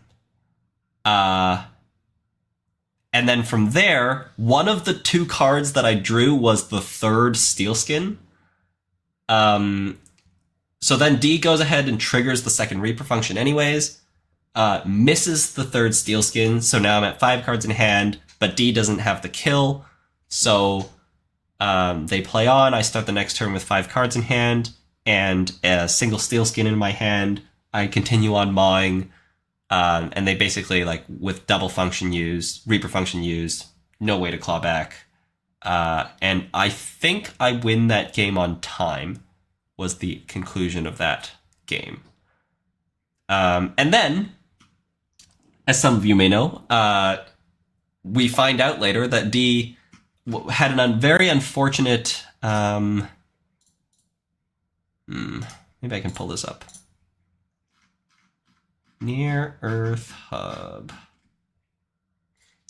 D had a very unfortunate incident with a judge where basically D wanted to re-sleeve their deck, and some of the proxies on D's deck was double printed. So there was 1 card on one side and another card on another side, and the judge did not pay attention to that. So when they put the cards into the sleeves, some of the cards showed the wrong side of the proxy. And this happened after their game against Leopold. So after round 2 of the cut, right before they played against me, they had their deck re-sleeved. And in that, basically what happened as a result was, instead of the 2nd copy of Mindscaping, I think there was a 2nd YDL. And instead of... I want to say instead of the 1 virtual service agent, there was a 4th copy of Behold. And it's funny because D was playing 3 copies of this, like, Behold alt art, and the proxy Behold was the regular art, and the one that I accessed turn 1 was the regular art one. So I accessed the Behold that should have been a virtual service agent, and then, like, for the rest of the game, I didn't see another copy of Behold, so I didn't notice that there was anything wrong. And I don't know if D saw a copy of Behold, but if they did, they also didn't notice that there was something wrong. And they only realized this after their next game, or actually during their next game against Odol, where they realized that there was an issue. Unfortunately, they got a game loss for that. And then they looked through their deck and was like, wait a second, I also have 4 copies of Behold in the deck. And that's the background of this apology letter that you see here. Yeah, felt so bad for D. Same. I think they took it really well. Yeah, like they took it really well. Like that's got to be gutting. Okay, so now we head into the game against Cable Carnage. We got all that background out of the way about trashing the Spin Doctors, which you will see me do in this game. So I'm just gonna go ahead and play the game. Let me check if am I blocking anything? I'll just move myself to the corner. Okay, I'll be right back, and then we will go into the 2 replay reviews that I want to do. Yeah.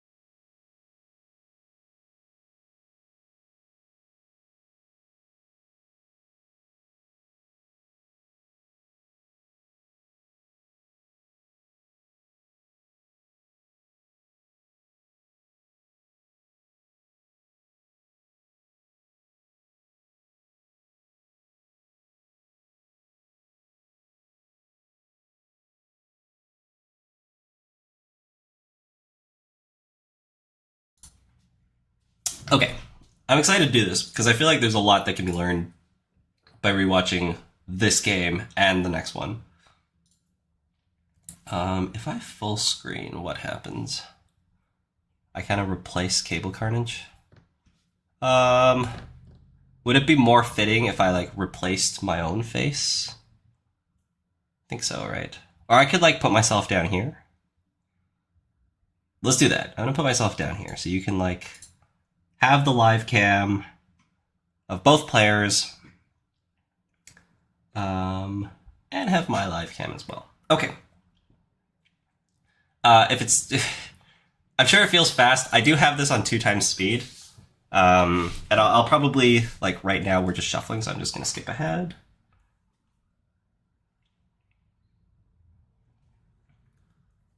Okay, so he takes a mulligan, and like I'm just mulliganing for run events, right? Like for probably like a daily cast, a fermenter, dirty laundries, and raindrops. Because as I said, I want to run every turn. I want to check every card that gets installed. That's the game plan for this.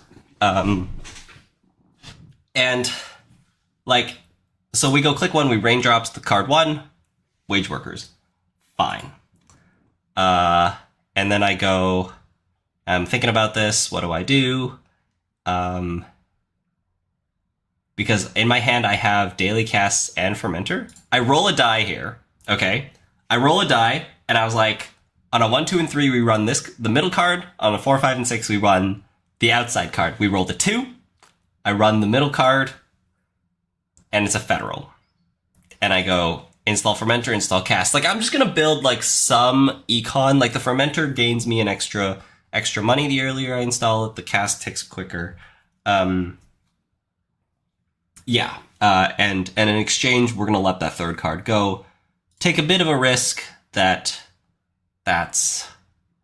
the card I wanted to access.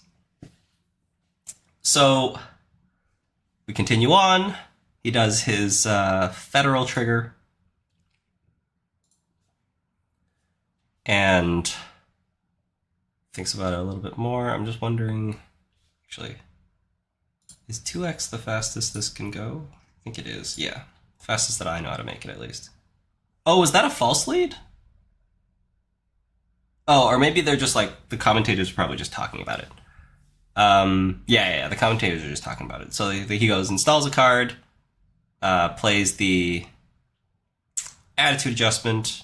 That's fine. That's like a click that he's spending not installing a card onto the board, so that's good for me. And then spends another click installing a new card on the board. So I do my mandatory draw with Hoshiko, and I'm pretty sure we just like check these cards, click 1 and click 2. So I just check 1. It's Malia. Good to know. We leave it.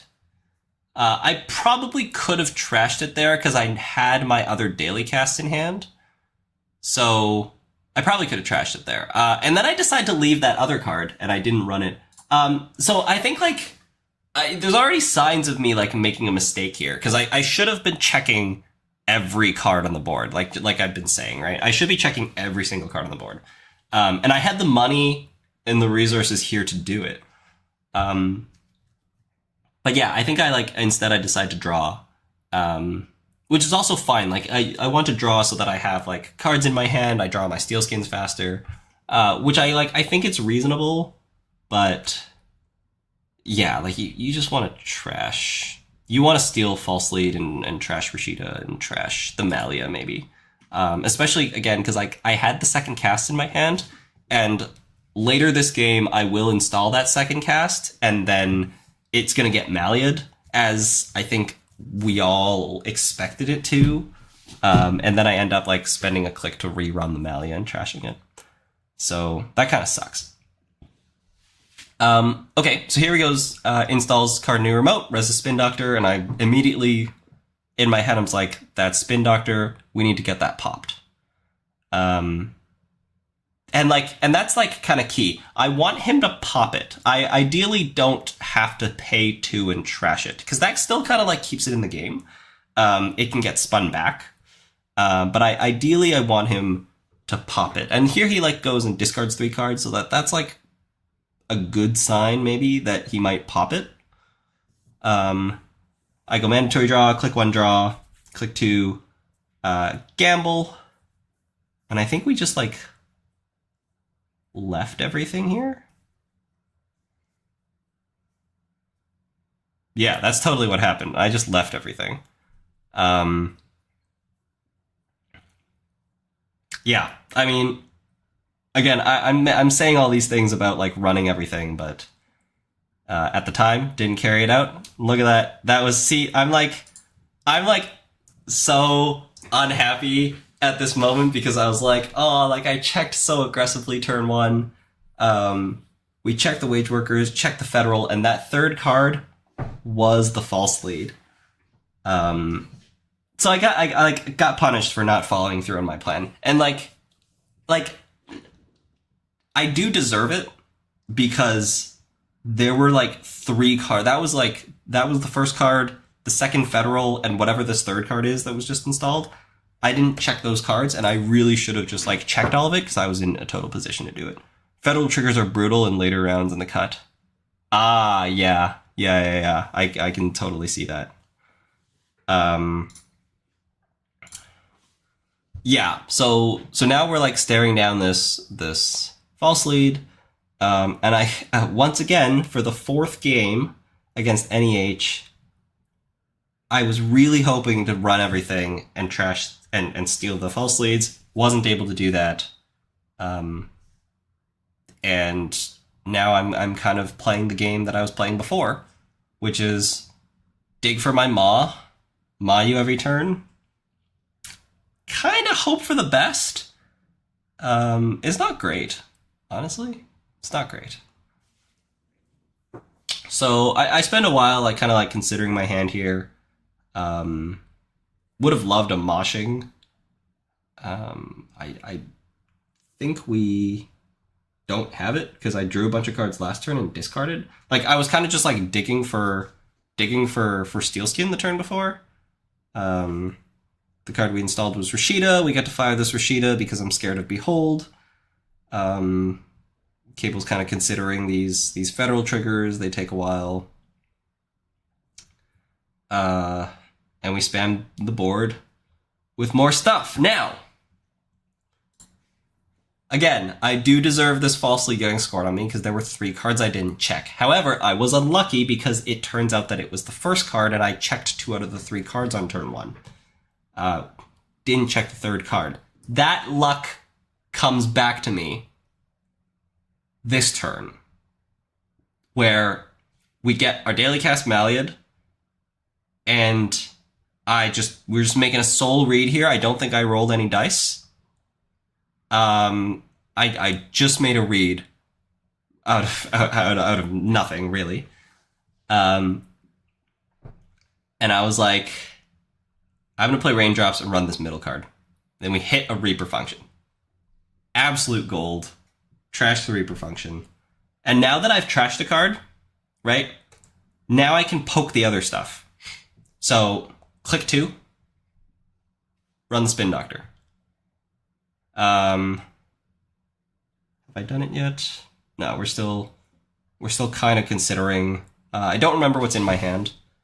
But, like, not too many things matter. It's just like, do I have Maw? Do I have like a little bit more money? Yeah. So I run the Spin Doctor here. He pops the Spin Doctor, shuffles back a Reaper function that I just trashed and face down. It's unfortunate to let him shuffle back the Reaper function, but you don't want to just run the Spin Doctor and then trash it without turning on, like, and then turn on Oppo, right? So it was because I trashed the Reaper that I'm now going to run the Spin Doctor. And then we go and run the Malia while we're at it, pay 3, trash the Malia. We get our daily cast money next turn. Draw a card at end of turn. We got our Hoshiko flip. He does his federal triggers. Builds a name for the deck in the form of Table Carnage because that's because of the all the cards that are on the board in the orientation that they are.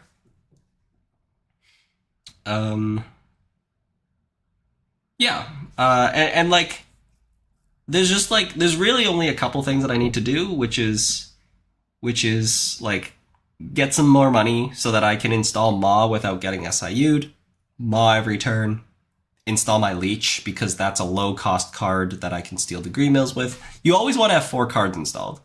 And Leech is like a 1-coster. Like you want to install both your companions, a Leech, and ideally a Twinning, because like if you're building Twinning counters, you can, if there's like this like last turn of the game, I win here or I die next turn, you want to have Twinning counters. But like I wasn't in an economic position to install them this game, so I think they got discarded pretty early. But yeah, the Leech is like a great card for stealing Degree Mill. But this is the game that we're playing. Like I'm in clearly the worst spot here because of this false lead. And I check one of the cards. It's check a Scion. We take a tag. We clear the tag. And again, there's the Twinning discard. Don't have the money for it. And I think he purges here. Yeah, he does. He does. He purges here. Just because, like, he's got 11 credits. I have 5. We go to 6 at the start of the turn, and he thinks that money's going to matter. And, like, I think that's a very reasonable call. I have been running pretty aggressively. There might be an SIU on the board already. Oppo research is coming in. Like, I might have trouble clearing tags. Let's skip ahead. We get the Leech down. Kind of just like installing cards, building money.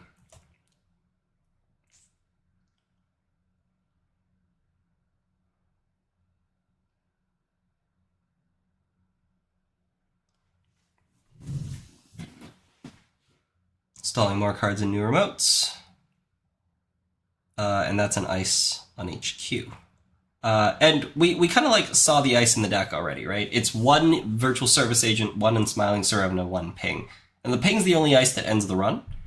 So if I ever need to run HQ, it's because I need to like get agendas and I'm about to die. And if I'm about to die, it means I already have tags. So the only ice that matters is Ping. Which I kind of knew like going in that like the only icebreaker I really need to install is the Cleaver. The rest I might install if I have a bunch of money and it clicks to do it. Otherwise, I wouldn't install it. So we checked one of the cards there. We checked a Regolith. Fine. Good to know. Play the gamble. Kind of building up for this Maw. Like, that's the thing, right? Like, I am going to draw the Maw eventually, and I am going to draw Steelskins eventually. I probably have, like, 1 or 2 in hand right now. So, it's coming. Again, I'm skipping through some federal triggers here. And I think we, like... Yeah, we clicked the Regolith 3 times, and we installed a card overriding the Check Scion because we don't want an NEH trigger. Very solid play. So I install the Maw. We run some random card that is face up. I think we ran one of the federal fundraisings. Get a Maw trigger. Then I'm just digging, right? Like the one thing about this game, about like the Steelskins really, is like you just have to draw. You have to spend clicks to draw to find your Steelskins. And like you have to be able to like identify which cards in your deck don't matter. So I kind of went through some of them early, and I said that like the deck is very fluid, it's very liquid. You can like all the icebreakers don't matter, the boomerangs don't matter, the bankars don't matter, right? So you just like dig through your deck, discard those cards to find your Steelskin. However, you have to keep an eye on how many cards are left in your deck, because 3 Steelskins will draw you 6 cards only if there are 6 cards left in your deck. And if you run every turn, because now I have Maw, I am going to run every turn, Hoshiko's going to draw you a card at the start of every turn. So you only want to click to draw until there's like about 10 cards left in your deck. Or like depending on, like, you know, you have to make a judgment on like how long you think the game is going to go. Because you don't ever want Hoshiko to draw and then for you to have 5 or less cards in your deck. Because then, like, having 3 steel skins in hand doesn't actually do that much. So that's the only thing you gotta have to watch out for.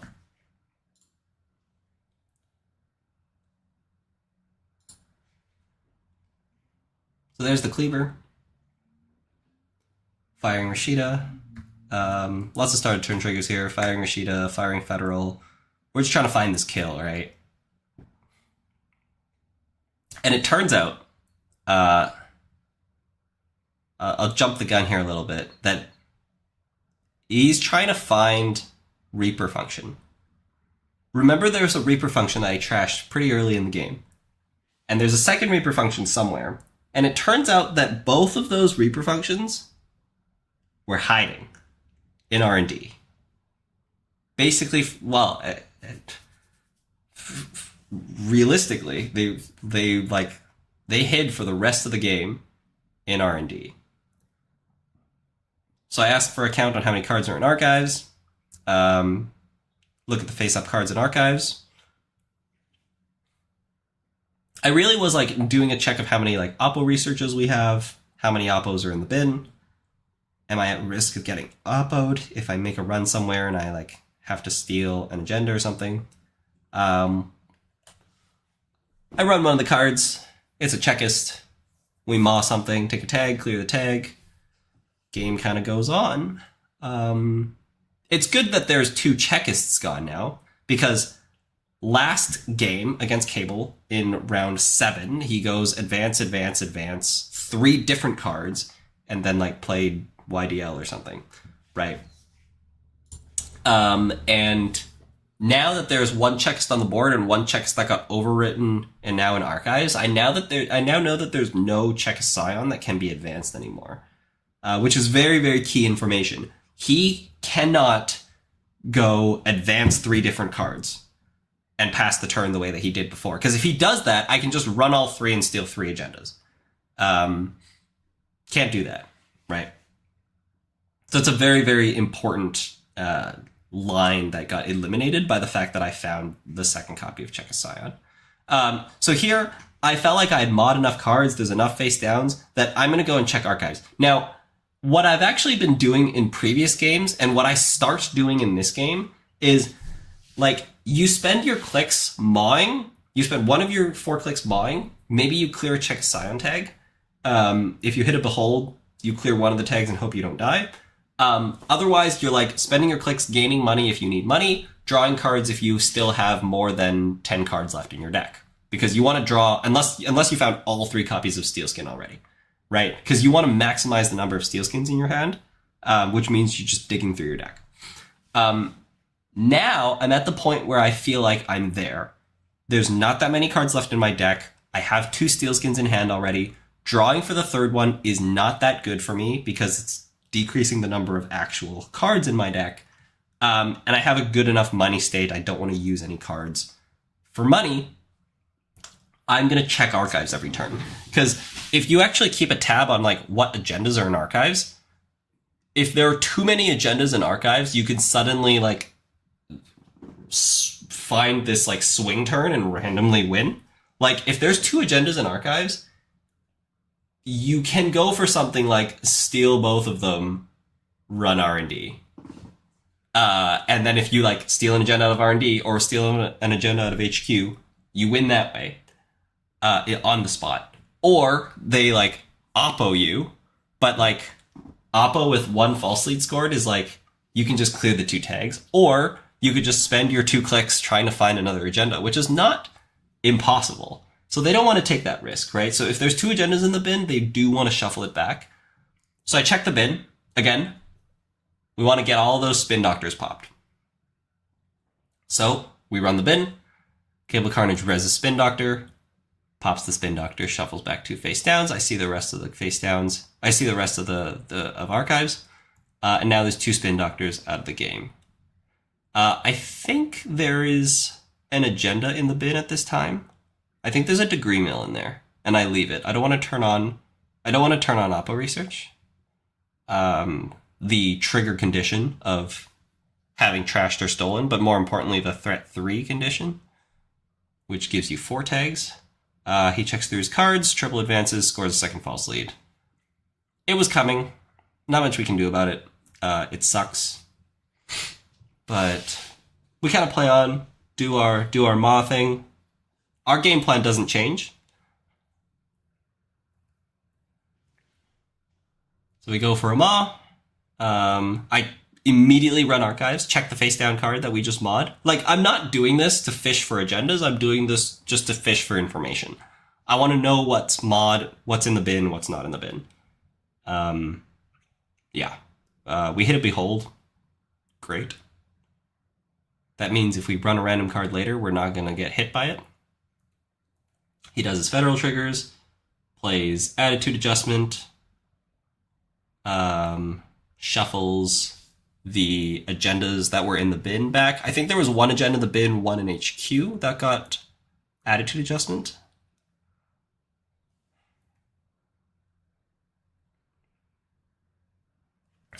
And then we go and installed some more cards. Click the last trigger on the regolith. Discarded one. And here, this was just there was just like a couple cards that were installed. I have a Dirty Laundry where it's just like, I'm just going to check a card.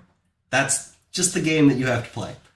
And if I hit a Reaper function, that's amazing. And lucky me, I laundry into the third Spin Doctor. Now, this is really, really good for me.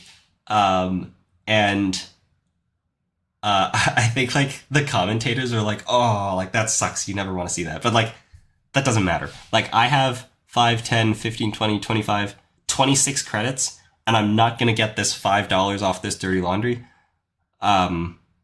Which is like unfortunate, but that's fine. Like hitting the third Spin Doctor here is really good for me.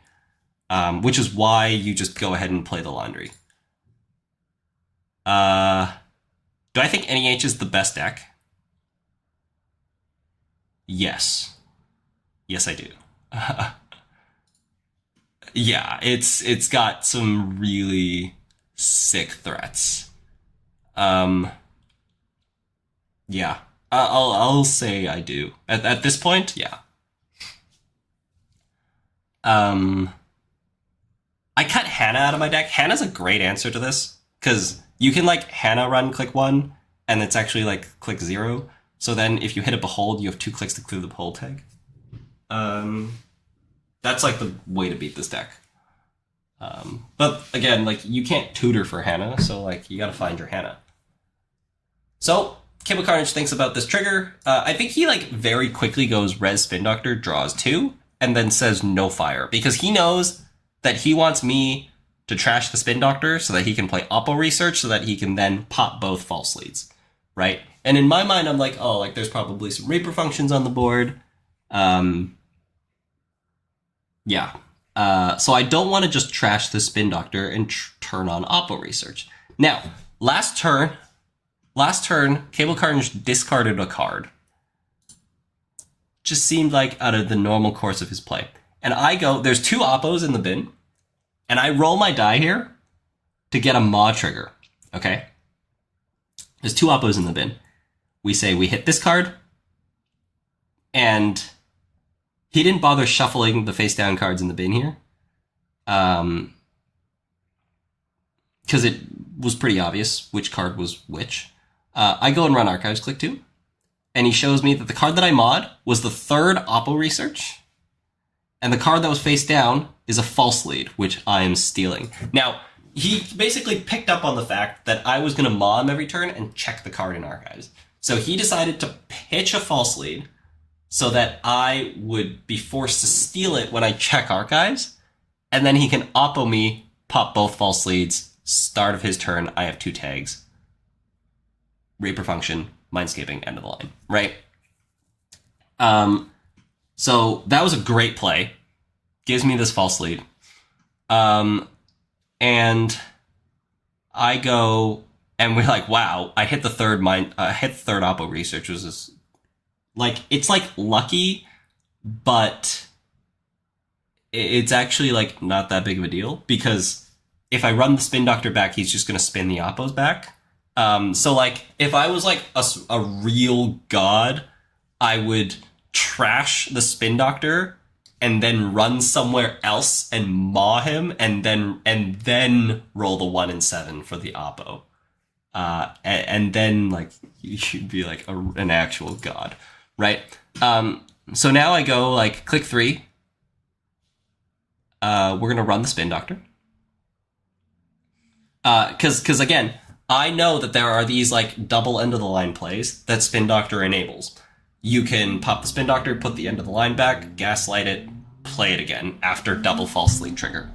So we want to pop the Spin Doctor. So we're basically limiting the number of damage he can do. He can deal 2 with Reaper function, 2 with the other Reaper function, let's say 4 with the end of the line. So that's 8, and then like either 9 with the Mindscaping, maybe 10 if I have 2 tags, or 11 if I have 3 tags, right?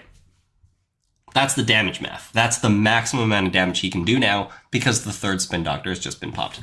He goes ahead and pops Spin Doctor for double Oppo research. Shuffles the deck. Last click, I think I just like take $1, draw a card. Doesn't matter really. So he goes and reses Gaslight, and then does his Federal triggers. Okay, keep an eye on the time at the top. 45 seconds. Triggers the first Federal. Here's the thing that happened that most people watching, everybody watching through the stream did not know. Okay? And then I'm going to explain to you why that didn't actually matter. Okay, so here's the thing that happened that everybody watching on stream didn't know, and then I'm going to explain why this thing doesn't actually end up mattering. So, 38 seconds. That was the first Federal trigger. We drew with Federal. This is the second Federal trigger. Okay? We're going to put the cards down. Draw one of them. Third Federal trigger. Okay? Should I slow it down here? I'm going to go back to normal speed.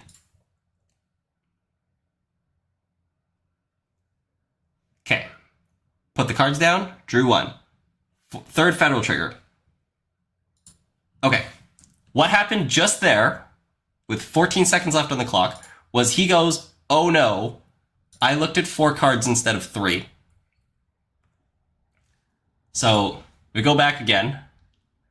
We see that we picked up 3 cards. This is the second Federal trigger. We reorder the cards. Put the cards back down. Do the draw. Third Federal trigger. 1, 2, 3, 4. We pick up 4 cards there instead of 3. Again, like, super tense situation. Time is running out. We need to figure out how we're going to kill this runner. We've played, like, 8 games of Netrunner today. It's, like, 8 p.m., right? We drew 4 cards instead of 3 on this Federal trigger. So now, there's a problem, right? We've seen 4 cards. We've seen an extra card, and I'm like, oh crap. What do we do? So then Sam gets called in, and we have to explain what happens. We explain what happened. And it is in this time where time ran out.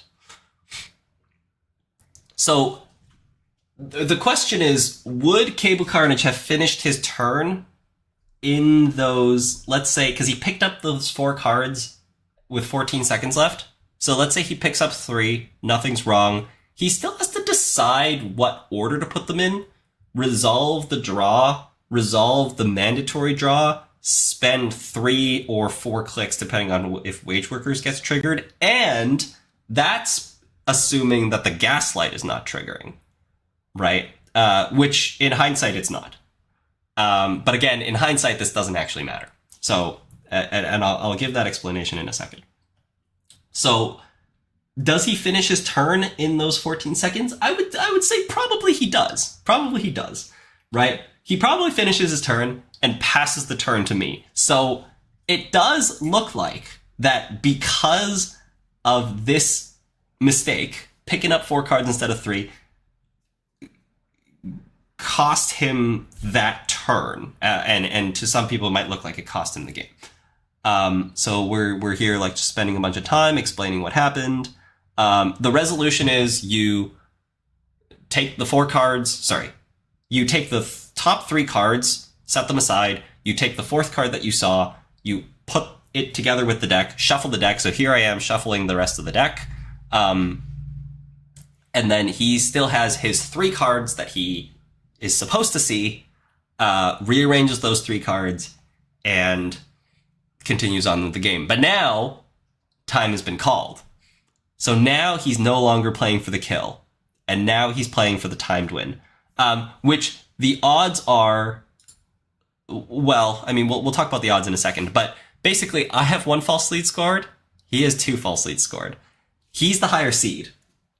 So right now, I lose 2-1.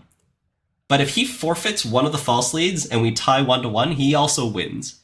So I essentially have 2 clicks to find any agenda. And at this point, like, we kind of both know that that's what's going on. I have 2 clicks to find any agenda. If I don't find it within my first 2 clicks, he's going to pop a false lead and he's going to win the game on time with a score of 1-1.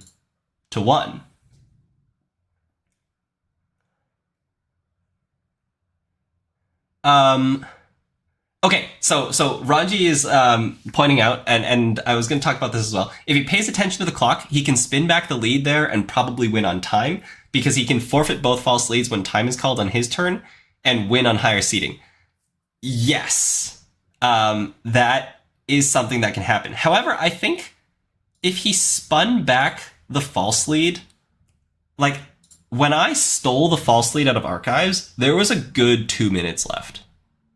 Because it is only because I stole false lead, then I had to think about, like, oh, now I can run the spin doctor. So I run the spin doctor, and then I, like, finish my turn. And after running the spin doctor, he shuffles the oppos back, takes the 2 oppos, puts it on into R&D, shuffles R&D. I get to cut and shuffle R&D. Like, there was a lot of time there as well.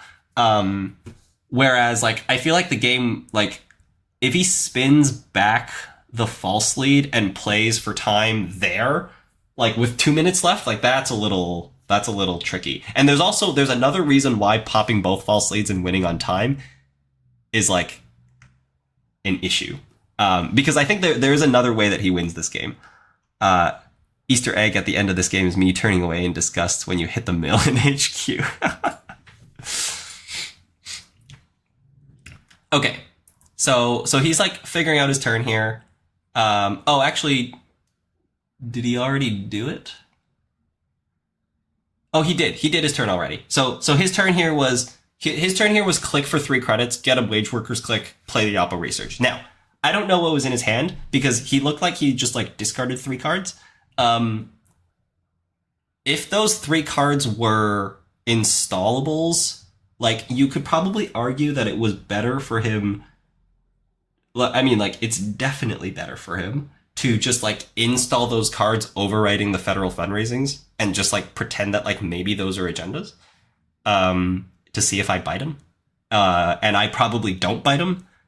And if I don't, then, like, maybe you could have hit an agenda there. And if you didn't hide an agenda there and I don't bite it, then, like, oh, well, it's the same thing as if you just discarded them. So you could say there's, like, maybe a minor misplay depending on what cards got discarded. So here, I'm just, like, assessing my options. And from here, it's basically, like, super clear what my turn is, right? We have 2 clicks to win the game. And I need to find an agenda. And the way that we're going to do this is we're going to run HQ. Because the top of R&D is known, because of the federal triggers. So the top of R&D is probably not an agenda. So we probably didn't just discard an agenda into archives. There's probably an agenda or maybe even 2 on the board, but I'm not going to spend my time doing that. Because to me, that's, like, a higher risk. There's probably Reaper functions on the board. There's probably Beholds on the board. So here we go. I asked for a count on how many cards are left in R&D, and I think I'm pretty sure the answer is 6. And that will be the reason why it didn't end up mattering at the end about time running out. But I'm like, this was always going to be my 2 clicks. It was going to be run HQ, and if I steal an agenda, I win. And if I don't steal an agenda, I get a maw trigger. And if I maw the card that I just accessed, then I run back into HQ. And if we maw a different card, then we run archives. That was always going to be the turn. So we do this. We do our little hand rub, flex the fingers, roll my lucky dice that Dean gave me back in 2019, and we hit the degree mill. We win the game. We see the turn away in disgust in the top right. And that is that. So it turns out that there were 2 agendas in hand, and there were 3 non-agendas in hand. Okay. Now, let's just. I'm just gonna do this. So for those who don't know, there is a. Oh, actually, you don't have to go to. If you go to if you view a deck, right? This can be any deck on Netrunner DB. And you go to this card draw simulator, right? You can draw your cards and do your mulligans, whatever. You can click on more, and this is an odds calculator, and I use this all the time. So in this case, we're going to find the number of cards in our hand, which is 5. There are 5 cards in hand. Number of desired cards in deck, in this case, desired cards in hand is 2. There's 2 degree mills. We're going to access one of those cards, and I want to see one of those cards. That's a 40% chance. Then, we basically have, this might be a little too complex for me to do live. It's fine. So basically from here, I then have, so there's a 40% chance that I hit and a 60% chance that I whiff, right? So if I whiff, we get a maw trigger, and there are 2 desired cards in the hand. We're going to hit one of them. It's another 40%. So if we do, basically go to another tab and go 0.3 times 0.3, or no, 0.3. What am I talking about? 0.6 times 0.6. The chance that I whiff both times is 0.36. Something wrong with that math. Number of cards in... I should have prepped this beforehand. Oh, sorry. No. That's not how that works. So remember what my plan for the last turn, right?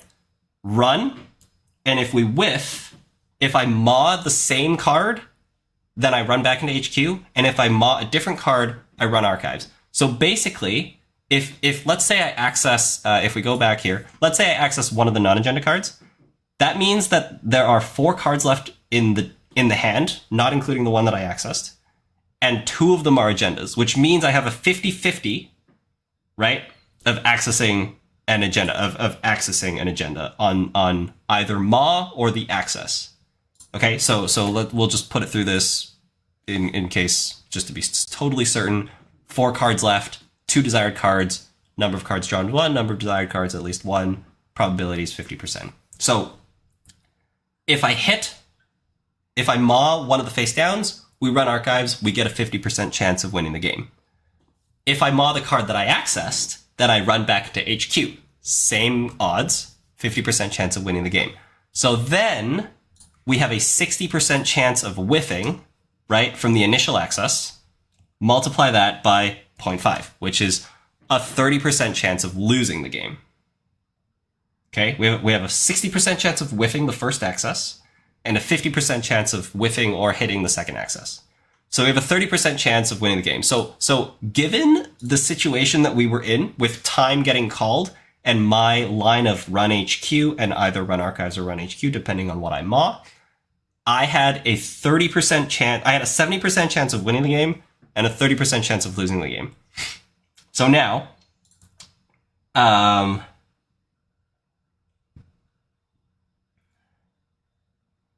it's like Monty Hall. You see the goat, so you switch doors. You 70% to win. Yeah, exactly. Okay, so now we get to see Cable Carnage reveals to us what's in R&D, and this is where the real juice is. So Is it coming yet? There we go. Pause. Okay. Let's look at this. Reaper, Bologna, Reaper, Tomorrow's Headline, Oppo Research. So the Tomorrow's Headline and the Oppo Research were at the very top. Those were the two cards that he saw on the third federal trigger. So we put the Oppo Research on top. There was nothing on top of R&D for my purposes of winning the game on the last turn, as we expected, right? But the big thing here was that both the Reaper functions were still in the deck. Okay? Both the Reaper functions were still in the deck. That's huge. That means there's none on the board. So if you go ahead and calculate the odds of the kill, it actually comes out to be the exact same thing. So if Cable Carnage triggers the Federals, doesn't get timed out, and goes click for 3 credits, play Oppo, pass the turn, time gets called after he passes the turn, and he triggers both false leads, and I have no clicks, I have 2 tags, okay? Then he's going to go Mindscaping, because there's no Reaper functions, right? So he's going to go Mindscaping, click 1, end of the line, click 2. Mindscaping does 2 damage. I have 5 cards in hand, 2 of them are Steel Skins. So we have 5 cards in our hand. The number of desired cards in my hand is 2 Steel Skins. The number of cards drawn is 2. And the number of desired cards in draw at least is 1. If we hit one of the Steel Skins, then Mindscaping into the end of the line doesn't work. And the probability of such an outcome is 70%. So there's a 70% chance that when he plays his Mindscaping, he's going to hit one of the Steel Skins, and I'm going to win the game because he can't get the kill. Because there's no Reaper functions on the board. So actually, if he didn't mess up the trigger and if he didn't accidentally see 4 cards and time didn't get called, and he finishes his turn, his odds of winning would have been the exact same odds as what actually played out, which is 70% to 30%. Now, Ian pointed out that there was that don't let me steal the false lead. Spin doctor it back. That gets more complex because there were 2 minutes left. So you're gonna pretend to do federal triggers for a minute and a half. There was another line here, which was we saw Oppo and saw Tomorrow's Headline. So Dan could have added the headline to hand, and on his turn installed the headline, passed the turn, and then popped both false leads, and then on his turn scored the headline, and then won on a score of 2-1. Okay, that was technically a line to win on time. The issue with that is that requires time to get called on my turn. Because if time gets called on his turn, he doesn't get another turn to score the headline. If time gets called after my turn, then he scores the headline, but then I get another turn. So I get to find a 5-3. And I actually have 4 clicks to do it. So the odds of that are amazing for me, right? So it's you need time to get called on the runner's turn, but the runner's turn is dictated by you popping both your false leads. So if you can weave into that gray area, then amazing timing skill to you.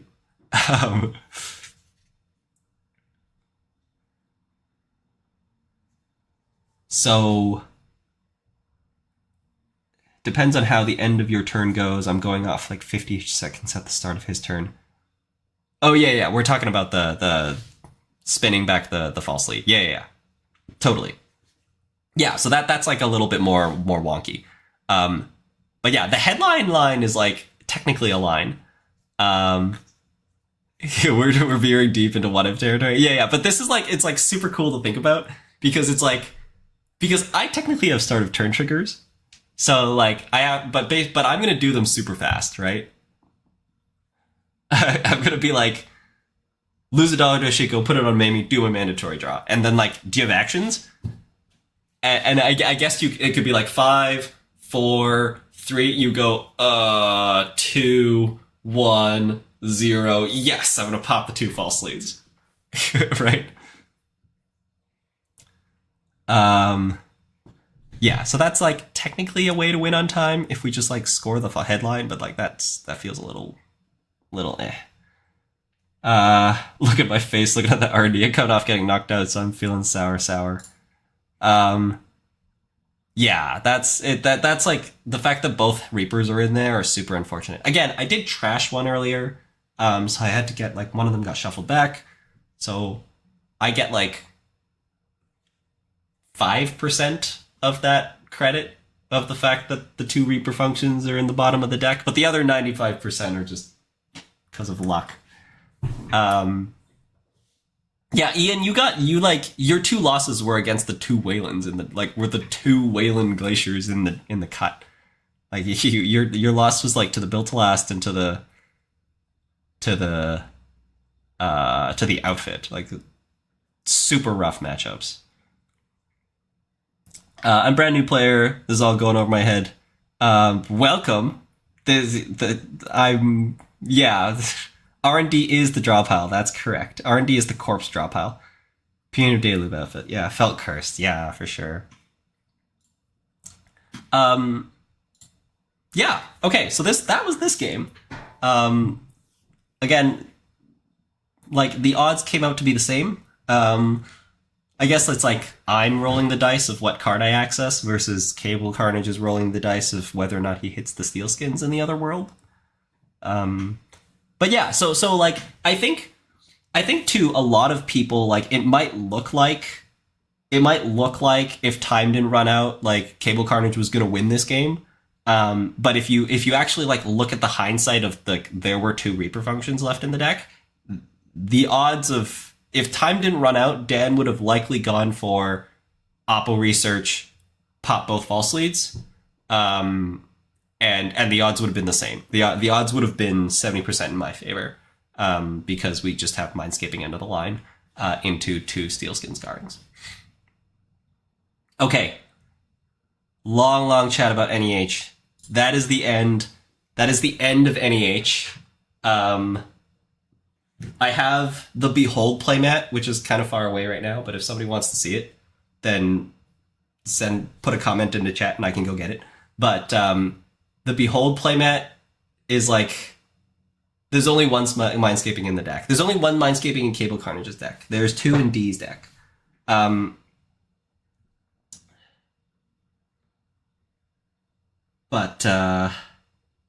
Sorry, I'm gonna catch up here on chat before they disappear on me. For the tournament, do you register as Corporate Runner? You given a roll for each round. You register as both. You register as both, and then in the top cut, you will get assigned a side to play. And we're talking about top cut games here. If there's one Reaper on the board, are the odds much better than a Mindscaping, or is there only one Mindscaping in hand?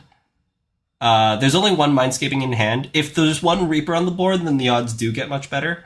Yeah, the odds do get much better. And then it'll kind of depend, like, because at the start of my turn I mandatory draw with Hoshiko, and if you hit one or two Mindscapings, I will draw.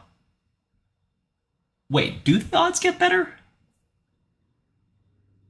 They definitely get like a little bit better. They don't get that much better, actually. Because every time you hit one of the steel skins, I draw two cards.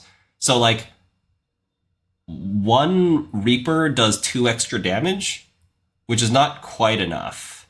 And again, like, there's a third steel skin. So if you draw the third steel skin, then, like, the odds get a little complex to calculate.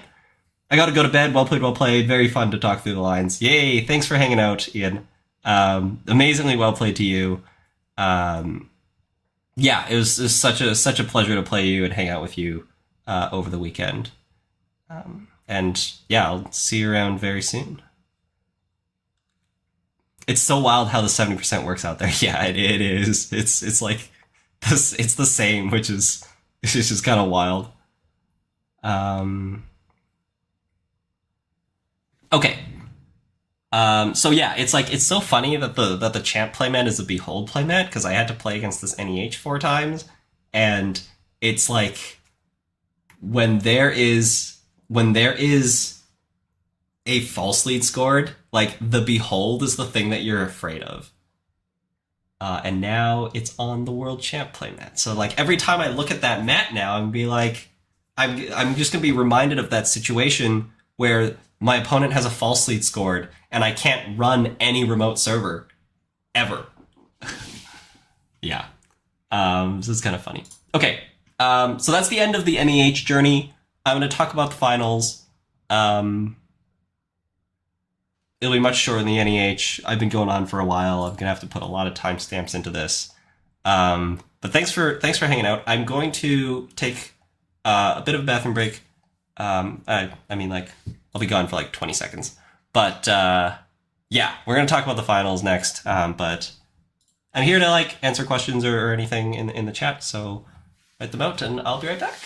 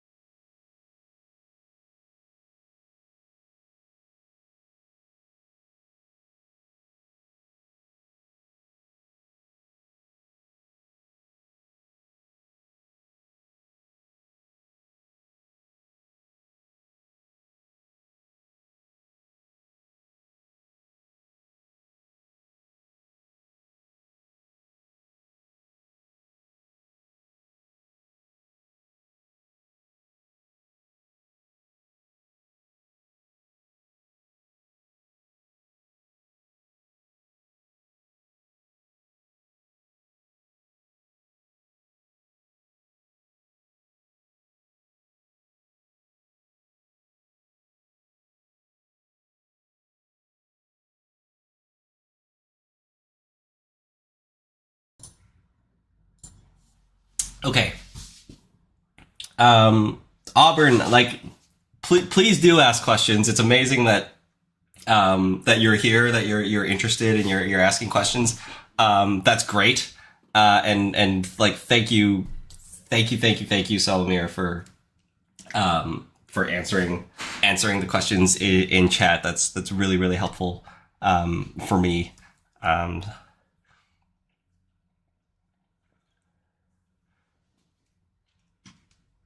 Okay, I'm going to jump into the finals. So, a little bit of background before going into this. Again, I played against Cable Carnage in round 7, got swept.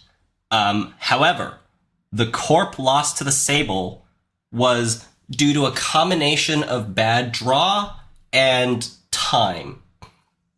Probably bad draw being the biggest one, but the thing is, like, because it was Swiss, I lost the game with a score of 6-3, but like so many things happened that game that would have otherwise not happened if it weren't for the fact that when we started the game, there were 12 minutes left.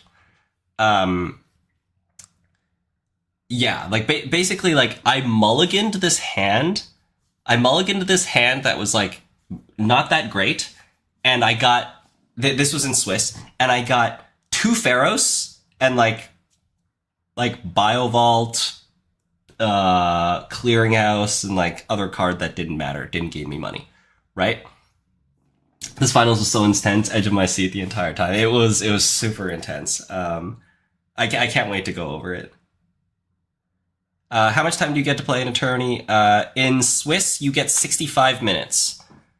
In Swiss, you get 65 minutes to play both sides. And we played the other side, and we spent 50 minutes playing the other side. So by the time that we like started the second game, we had about 12 minutes left. Do you think the finals finishes the same way if it's not timed? That's a great question.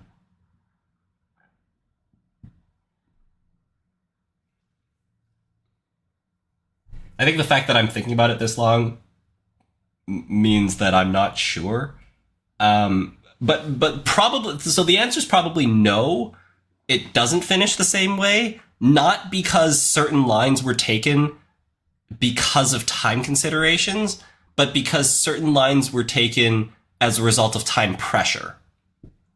So I think if the finals were not timed, I would have spent a lot more time thinking about my lines, and Cable Carnage would have spent a lot more time thinking about his lines. And I think odds are good that we would have done something different than what we actually did. Just because we thought about it more and not because it is objectively better. And yeah. Okay, so in Swiss, I mulliganed into this hand with double Pharaohs, and I was just kind of like, we're just gonna fake it. I don't know how aggressive he's gonna play, so maybe just like installing 2 Pharaohs and advancing one of them once. That's just the start we have, right? I think we had an agenda in hand or something. So we go install Pharaohs HQ, install Pharaohs R&D, advance one of the Pharaohs. We're at $6, and he goes, like, install info bounty, run R&D. I can't res the Pharaohs. He gets $2 off the info bounty, gets the click back from Sable, accesses SDS. Click 2, mutual favor for Amakua. Click 3, run back into R&D, steal the SDS. So now I'm like, not only do I have a bad start, but I'm also down 3 points playing this slow Glacier deck, and I'm about to lose on time. So like in that game, I end up scoring a naked SDS like a turn or two later, because I'm like, well, if you have another program and you check this in time, good for you, because I just have to go for it. So I like jam this SDS. He does poke it on click 2, but he doesn't have a program in hand, so I do score the SDS. And then the score becomes 3-3, but then he finds another agenda out of R&D, and we lose the game 6-3. That was that game. Like, I couldn't really take too much out of it. Like, sometimes against certain players, you can be like, you can figure out how aggressive they're going to be, like how willing they are to poke unresed ice, and you could like inform your ice install decisions that way.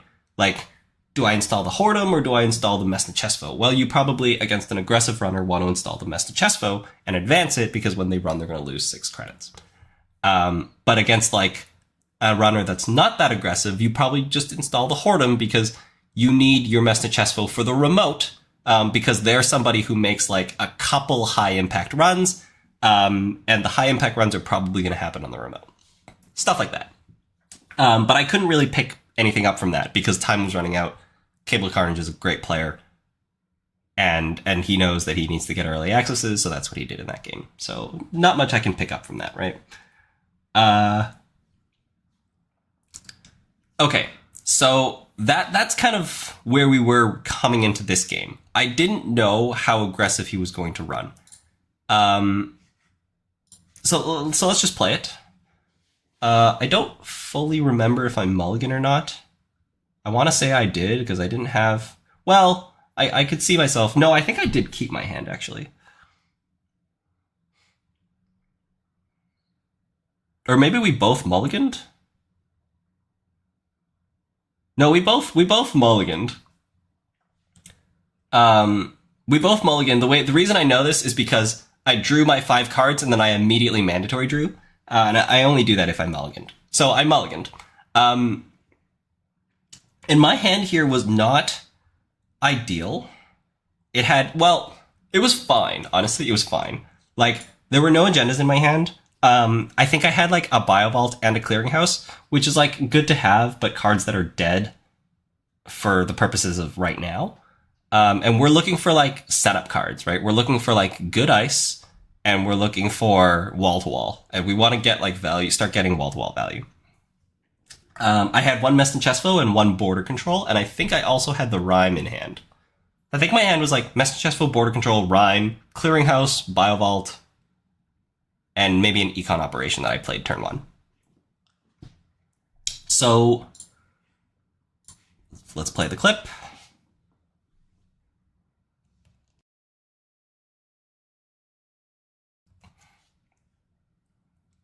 So we go install, that's Messna Chesfo. Very standard start. And he goes in... Was that Bravado? I want to say it's Bravado on HQ. Okay, yeah. So he goes in Bravado's HQ. And I mentioned this earlier, right? We don't want to res Border Control if we don't have to.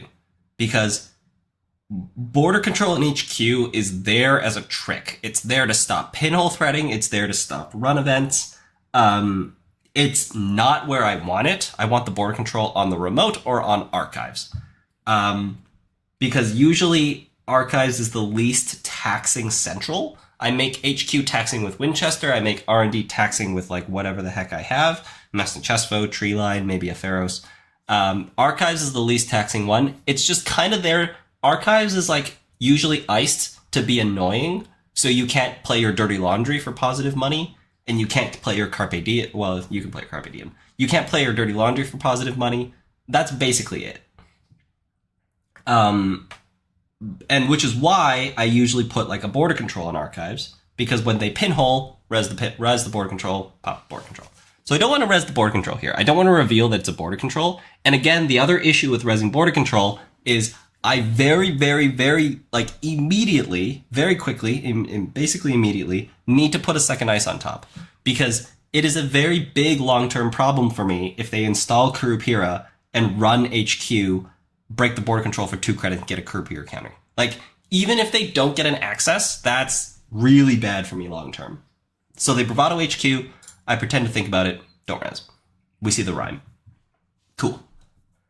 So he gets a little bit of info that don't want to res the ice on HQ. It kind of makes sense though, because like turn 1, because unless it's like a Ket and the ice on R&D costs 4, I can't pay for both of them. So if I know there's no agendas in hand, then that means the agendas are on R&D, so we're not going to res HQ ice. It kind of makes sense at this point with me at 6 credits. He goes on, plays his daily cast. And again, finals are timed here. Finals are never supposed to be timed in a big tournament. In any cut event, finals are not supposed to be timed, but finals were timed here because the venue was closing. And like, we really didn't have time for the second game if I lost this. So you're welcome, NSG. Because they would have been a huge logistical nightmare had there been a second game. But you'll see at the end. So we play another bravado. We go R&D this time. We flip the Mess and Chesvo, make him lose 6. He gains 6 off the bravado, gets the daily cast down. I start my turn. And like, my hand is fine. Like, I'm not flooded. I don't think I have any agendas in hand. Like, I just kind of like have Clearinghouse and Biovault, and Rhyme, and like these cards that I don't quite want. And there's no ice in hand except for this Rhyme. That was the problem. So we advance the Mess and Chesvo, get her $2, click for another $1, and I put an ice on archives here. This is the Rhyme, okay? This is the Rhyme that went on archives. 2 reasons why it got installed. The first reason was I already had 5 other cards in my hand, and I didn't want to discard a card. So unless I want to like install a Biovault in a remote, I probably had a wall-to-wall in hand too, actually. But I just had no ice for it. And I didn't want to just put it out there because he can just run and trash it. Right. And I want to put an ice on archives so I can block Dirty Laundries, because those are going to show up eventually. And that's actually what this does. So like the play that I make here is actually like it ended up working out really well for me. So there's like a couple layers to installing the Rhyme on archives. First of all, Rhyme is there for Bankar and Hippo, so it's like not at all here for this matchup. He's already accessed it, which kind of sucks that he already knows that that's what the ice could be. But here was the thinking with the Rhyme install. We're going to block Dirty Laundries, okay? Because he's not going to laundry into it and potentially get bounced. And I'm never going to res it. And as long as I don't res the border on HQ and I don't res the Rhyme on archives, either one of them could be the one of border control. And Ian, Ranji, in the first round of the cut, already read the fact that I put border control on archives sometimes against Crim to stop pinhole threading. And if your pinhole gets blocked by border, in this deck, it's a huge deal because every pinhole is worth a Biovault. Okay? And you don't want that pinhole to be traded out by a border control. So that was the plan with this install, was never res the Rhyme, never res the Border, which means he's going to, because Cable Carnage is a great player who is going to play around border control, he's probably going to try to pinhole R&D. So if I make R&D taxing, don't res the Border on HQ, don't res the Rhyme on Archives, pretend that either one of them could be Border, then the pinholes are going to be forced onto R&D, and I can tax that out. That was the long-term plan with this install. Something happens later on here that sends that plan another way. So here he goes and gets his start of turn triggers, makes a run on HQ. I decline to res, don't want to show the border control. He accesses, sees Trojan Horse. So now we also know that the Trojan Horse is in hand. Now, again, in round one, Ranji played around Trojan Horse a lot, right? He took a bunch of money so that he doesn't get a breaker loss to Trojan Horse. So Cable Carnage is basically doing the same thing here. Don't want to get a program loss to Trojan Horse. We're going to get accesses early. Don't install our programs yet. Get money so that the Trojan Horse doesn't hit us. Now here he goes Dirty Laundry's HQ. And I knew that he was going to play the money game and have enough money so that he can't get Trojan Horse. And I also knew that money is like a long-term issue for Crim. So when he goes in Laundry's HQ, I'm like, do we res this border control to stop a Laundry? Super tempting. And I'm like, yeah, I guess so. So there goes the plan of border control, don't res, Rhyme, don't res, and pretend that either of them could be border. Because we're just going to stop this Dirty Laundry. Seems like a fine trade for me at the time. And the plan was, again, I have no ice in my hand, right? But there's so much ice in the deck that I was like, surely I'm going to mandatory draw an ice. And if I don't, I'll click one, draw an ice. And then we're going to put an ice on HQ. I have to do that, right? If I don't put an ice on HQ here, and he on his turn he goes install Kurapira or run HQ 3 times, paying $2 each time and get a Kurapira counter, we're going to lose this long game. I have to put a second ice on HQ. So I go mandatory draw, and we draw Pharaohs. So in my head I was like, like I was asking for ice, but like any ice but that one. But you play with what you got. So let me just catch up on chat very quickly here. You don't have anything in HQ to worry about. That's correct. You'd end up playing at a hotel lobby and you know it. How many borders do you have in the deck? There's one.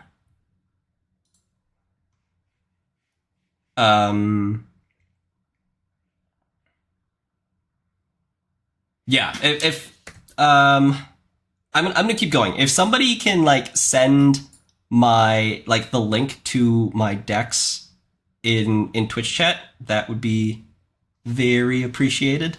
They are posted on RDB. People should know how to find it. But yeah, if somebody could do that, that'd be very much appreciated. Because I think that could be very beneficial to those who are following along and don't know the deck list. Okay, so we draw this Pharaoh, so I'm like, well, you gotta do what you gotta do. So we install the Pharaohs on HQ, advance it once, take a credit. I'm like reluctant here, but you gotta do what you gotta do. So we do it up, pass the turn.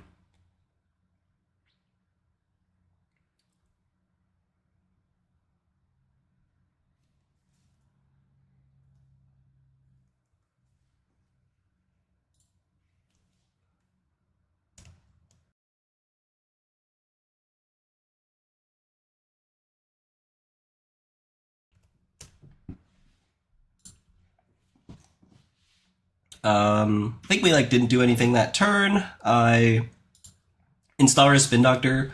I probably had Spin Doctor sitting in hand for a while. With this deck, because we're going so slow, you don't actually want to use Spin Doctor right away, because if they run the Spin Doctor, you either have to like pop it or you lose it. So So, like, you kind of want to maximize every spin doctor use for the purpose of shuffling away agendas. So I think that turn here, I just, like, mandatory drew an agenda. So here I was like, okay, perfect. We're going to go install the spin, res the spin, draw some cards, shuffle the agenda away, maybe shuffle another agenda or some other card away. Hopefully draw into a hedge fund or a government subsidy. So we do it up. He runs archives. And I'm deciding here if I want to res the rhyme. And like at this point, that whole don't res the border, don't res the rhyme plan is gone because I've already res the border. So we know that there's no border on archives. But I can still block dirty laundries. So that's the reason I go, nah, no res. We pop the spin, shuffle the cards back.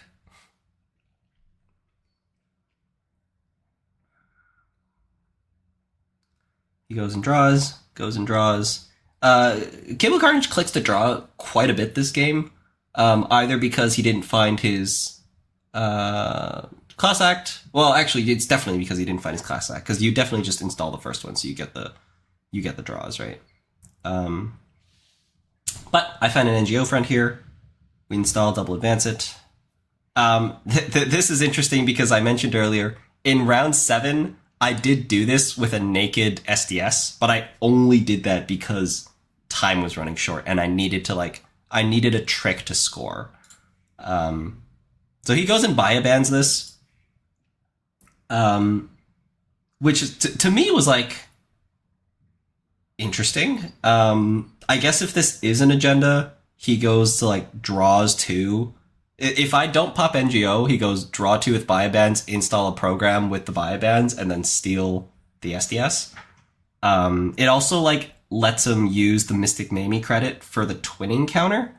But like he could have biobansed archives and had the same effect. And I guess like worst case he bounces off at tree line. Yeah, I didn't really understand this.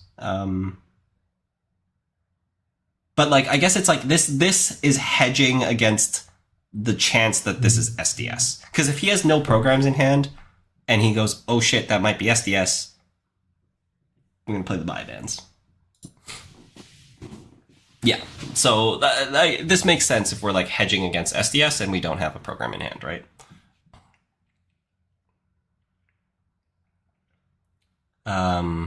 We install an echelon, finish our turn. I think we just like go ahead and jam another. Oh yeah, I just like put the last two counters on the Pharaohs to get it to 3.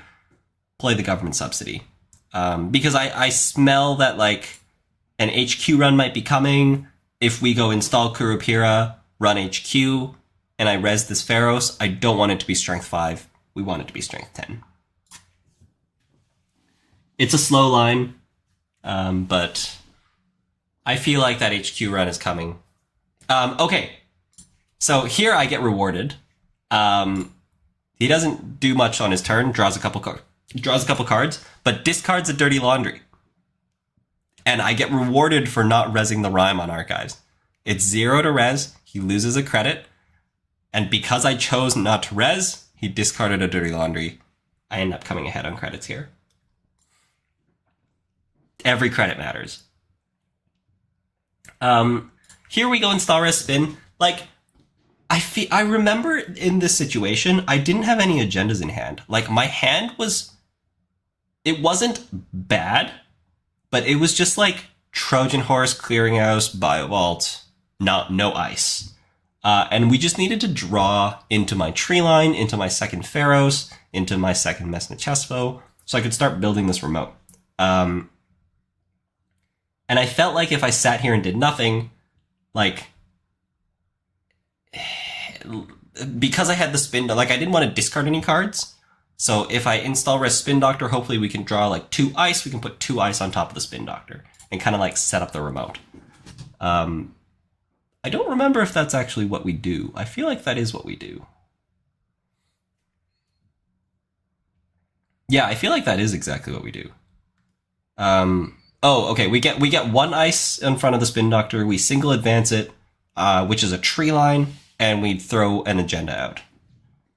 And at this point, there's 7 agendas. There's 6 agendas in the deck, 1 agenda in the bin. There's no agendas in hand. We're feeling great, right? We're in a good spot. I'm good to take things slowly. We're not agenda flooded. Things are looking good, right?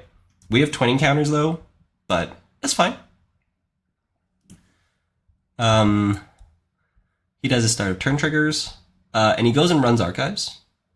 So he forces me to pop this spin doctor, which is kind of annoying. Oh, actually, no. Sorry. I do my mandatory draw. I pop the spin doctor voluntarily because I want to put a wall-to-wall in the remote. Or actually, I feel like it was actually a Biovault that I put in there. But either way, I wanted to pretend like it was something that required the server space, right? I don't want to just like communicate to my opponent for free that it's Biovault. So we shuffle away an agenda, shuffle away a government subsidy, install second ice, put a card in there, pass the turn. It's probably wall to wall, right? Surely.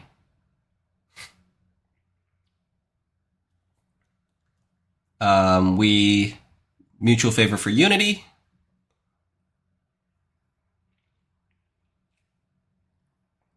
Install the unity. We res the wall to wall. There we go. So we get the dollar back, put the second counter on the Master Chessfo, and we do a wall to wall draw and a mandatory draw. Okay, this part's hilarious. Okay, and this was not caught on camera because we don't see what's in people's hands. First of all, I put the second counter on the Master Chessfo because later in the game, once you like pick up your wall to wall, the runner might run through your Master Chessfo, and you don't, even though advancing the Master Chessfo and getting a built to last trigger is great, sometimes your clicks are all called for. Sometimes you like need to triple advance your agenda, or need to triple advance your clearinghouse, or need to like do this or do that, and like preloading your Master Chessfo is actually it actually ends up being pretty important. And if the runner ever wants to run through it multiple times in one turn, then it gets the on-encounter trigger each one of those times. So it is actually pretty important. So here, just after popping the second spin doctor and installing the wall-to-wall, in my mind, I'm like,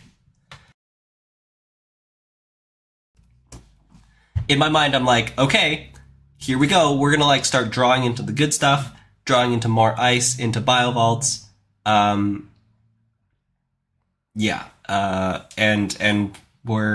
things are about to be good. We're about to put a second ice on R&D, get a Winchester for HQ, get a real ice for archives, and I go wall-to-wall draw, agenda, mandatory draw, agenda. Again, right after popping the second spin doctor. Now I'm like suddenly in trouble. Because there's these twinning counters and there's 2 agendas in hand. And in addition to like drawing 2 agendas is bad because now I have to figure out what to do with them, I also didn't draw ice. Which means that like my hand, which is Trojan Horse, Clearinghouse, double Biovault, double agenda, and I don't know what the other card was, but it was like something that was like tangentially important that I couldn't just throw away, but it also wasn't ice that I could just play or an operation. Oh, it was a hedge fund. It was a hedge fund. That was the 7th card.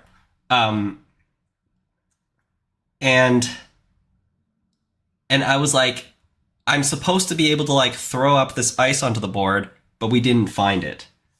So now we're in trouble. Catching up on chat, how important is the BTL ability in this deck? If Earth Station didn't have the Spin Doctor problem, would you use that instead? No, I would not. I guess if like Earth Station didn't have the Spin Doctor problem, that's an interesting... the answer is probably still no. BTL is really, really good. There was a game, like, in most games, you get a built to last trigger for every 2/3 of the turns you take. And like Build to Last isn't once per turn. It's the first time an ice gets advanced, or like it's like when you advance a piece of ice with no counters on it, which you can trigger multiple times in one turn. So like usually if you like look at the stats of a game, let's say the game took like 30 turns, you probably got 20 Build to Last triggers, which is 40 credits. It's a lot of money. Oh yeah, and it's not just ice; it's any card. Yeah, exactly. Right. Like you can get your bio vaults double advanced with no money. Like install double advance costs you nothing. And it means you can threaten a score from 3 credits. So if you have 3 credits and you want to score an SDS, you can do that. Install double advance costs you nothing. You have $3 to score. That actually comes into play later in this game. It didn't actually happen, but it's a possibility. So here we're in trouble, right? And on my turn, I'm like thinking about what to do. And I end up deciding to install double advance Biovault. This is the safer line, because if you single advance Biovault and he does something like install Kurapura, run the remote, and trash wall-to-wall, trash Biovault, that could run you into long-term problems, because I'm losing the wall-to-wall and I'm losing the Biovault. Yeah, that could run you into long-term problems. So this is the safer line. So I go and install double advance the Biovault, and I go and I discard this hedge fund. And I immediately realize that this is actually a mistake. So if we watch very closely here, to Cable Carnage, he rolls the die and then picks it up. So right here, I discard the hedge fund. I say pass to you. He rolls the die and I go, hang on a second. And he picks up the dice immediately. Because I said, hang on, right? And what happened was, in that moment, I was like, hang on. That's not a good play. It's actually better for me to not put the second advancement in the Biovault and play the hedge fund. Because I go up 4 credits. Credits are going to matter because Trojan Horse is in hand, and Trojan Horse is going to matter. I don't need those 4 credits for the purposes of rezzing the ice on my board, but I need the 4 credits if I might Trojan Horse them. And if they do install Kurapura and run the remote here, they're going to spend a bunch of money. Having played the hedge fund, being able to play the Trojan Horse with that $4 extra is going to matter. So I'm like, hang on, can we go back? And he picks up the dice. He rolled R&D there. I didn't see it, but everybody else did. And like, you know, whether or not I saw it is like only I know. So like, it makes a lot of sense that because that roll has happened, the result has been seen by at least somebody, we can't go back anymore. That sucks. Play goes on. Again, like, if finals were not timed, that probably wouldn't have happened. I would have spent a lot more time thinking about my turn. We would have probably played the hedge fund, not put the second advancement counter on there. Yeah. But anyways, play goes on. Turn gets started. We do the start of turn triggers. And I'm thinking about how much of a mistake that was. He does his draw.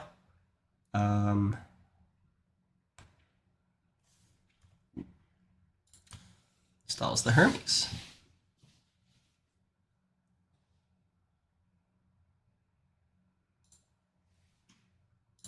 There's so much depth to the strategy that I don't. Yeah, so like I'm talking about, this is like probably like the most in-depth like strategy talk that is out there. So like it'll probably be like pretty like it should be overwhelming, I guess. Like it's definitely like, especially as like a newer player, like this is definitely going to be overwhelming. And there's like a lot of cards and like there's already a lot for like newer players to think about. So like like this is not like an illustration of like the average game of Netrunner, or like the average experience of Netrunner that like you're going to experience. So yeah, if you're feeling overwhelmed, like I don't know how much it means when I say this, but like, don't let this overwhelm you. But yeah, like I understand like there's going to be like a lot of like depth and like things that I talk about that might not totally like make sense or like be very difficult to follow.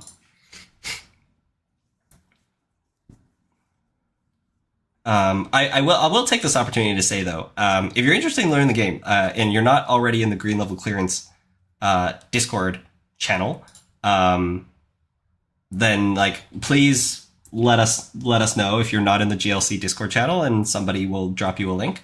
But if you go into the GLC Discord channel, there's like lots of resources in there for learning the game, and there's also a very useful mentor role where you can like ping the role. And you can find somebody who has designated themselves as somebody who knows the game decently well and is willing and able to walk somebody through learning the game and going through a couple games and just like teaching them the game and at their pace. So very, very useful resource if you're not already in there. Yeah, so go in there, look for the mentor role. You can ping a mentor in the designated channel. Yeah, and that's a great way to learn the game alongside somebody. Okay, so we got the Hermes down. Trying to figure out whose turn it is. Oh, I've done my start of turn triggers, and I'm just like, okay, we're just gonna keep rolling these bio vaults in here. I found a second ice. I want to say it's a Hortum. Oh, it is a Hortum. Yeah, so we did our wall-to-wall draw, our mandatory draw, install bio vault advance, install Hortum. And game goes on, they Bravado archives, and I, again, choose not to res the Rhyme. Potentially, there is a third Dirty Laundry, which I think does get discarded. So, like, I get rewarded again, but I probably shouldn't get rewarded here for the third Dirty Laundry, and I should have res the Rhyme. Yeah, like, I should have res the Rhyme here, just because, like, there's no point in not resing anymore. There isn't really too much that I'm trying to hide anymore. So, just, like, use it, tax a credit, doesn't cost me anything. Yeah. But I think I do block the third Dirty Laundry here, which is hilarious.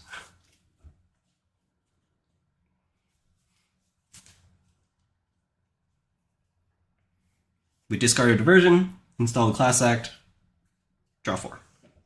Now, this moment was like pretty interesting because Cable Carnage had played this whole game up to this point with no class act. And there's still a decent number of cards left in the deck until we install the class act.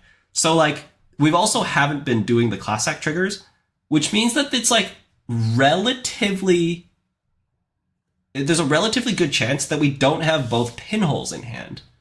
And we also don't have Kurapira installed. And we've also used the mutual favor. So, like, if the class act didn't get installed this turn, I was about to put the clearinghouse in the remote next turn. Like, I was about to go pick up the wall-to-wall, put the second advancement on the bio vault, hopefully put a third ice on the remote and put the clearinghouse in the remote. And then in the next 2 turns, I'd advance the clearinghouse 3 times. Because we haven't had class act triggers. Like, I might be able to just take this window and kill you because you don't have your 2 pinholes and your Kurapira. But unfortunately, we installed class act, so right there, I decided I'm going to hold off on it. So we don't pop the ball. We don't pop the wall-to-wall back to hand.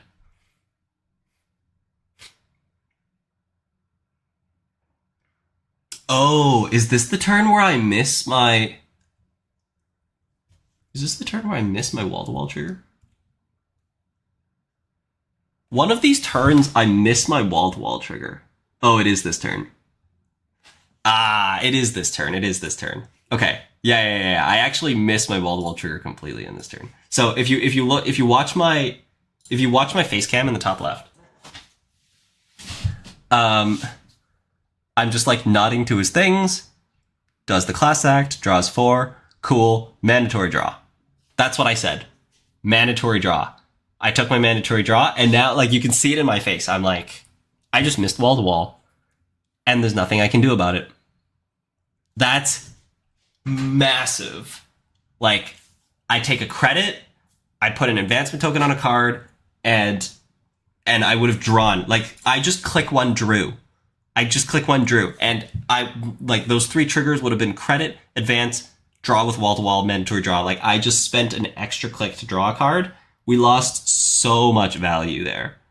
And I like at this, like right now, I'm like fuming at myself. Like, I'm so mad at myself at this moment, for missing that. That's like it's so bad that I missed that trigger.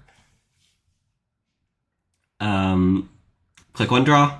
We play the subliminal.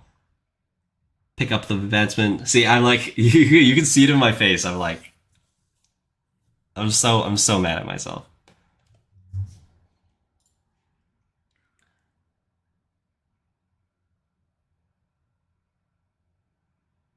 Rhyme is on Archives.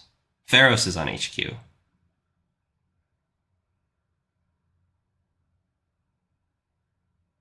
That little stare at wall to wall, yeah. Yes, the game is super sweat up. Right now it's at 1x speed. I was playing it at 2x speed. Just for the purposes of me going through this without being here for super long. And it's already been super long. Okay, I'm gonna respeed it up.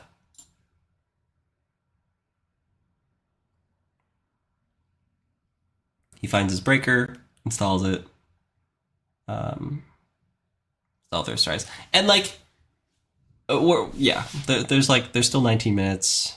There's still 19 minutes at this point. I'm like, we're on track, right? We're on track as long as things don't go wrong. So we do our triggers, we do our wall-to-wall draw, we gain our credit, we put this third advancement. Oh no, I picked up Subliminal. I didn't do my wall-to-wall draw. We pick up the wall-to-wall, and we're like, here we go, right? But I think that like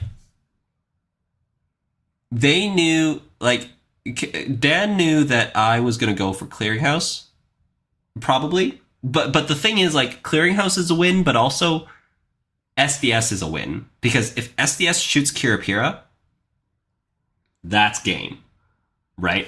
So it's not entirely game because we can still run R&D, but like the odds of him winning out of R&D are super low, compared to the odds of me finding a barrier for R&D.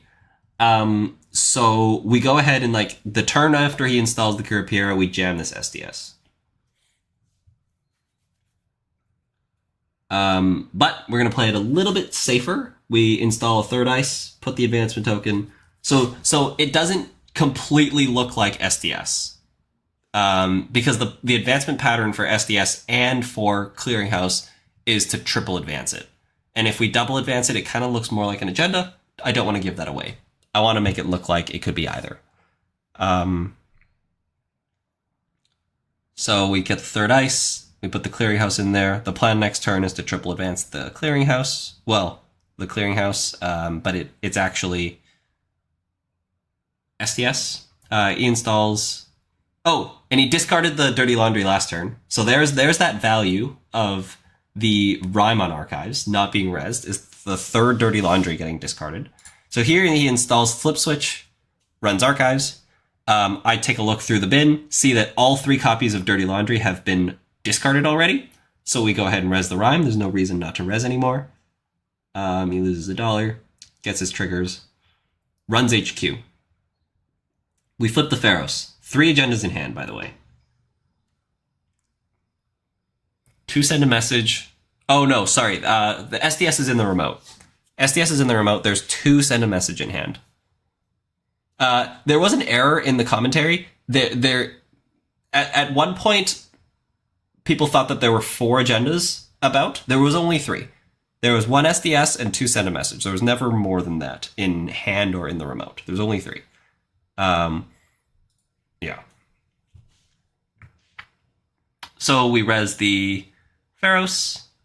I think he goes ahead and bounces off of it, takes a tag, clears a tag, and on my turn, I triple advance the SDS, and then I I don't actually need to do that. We're going to double advance it, because double advance the SDS is good enough. It's a threat that he's still going to respect.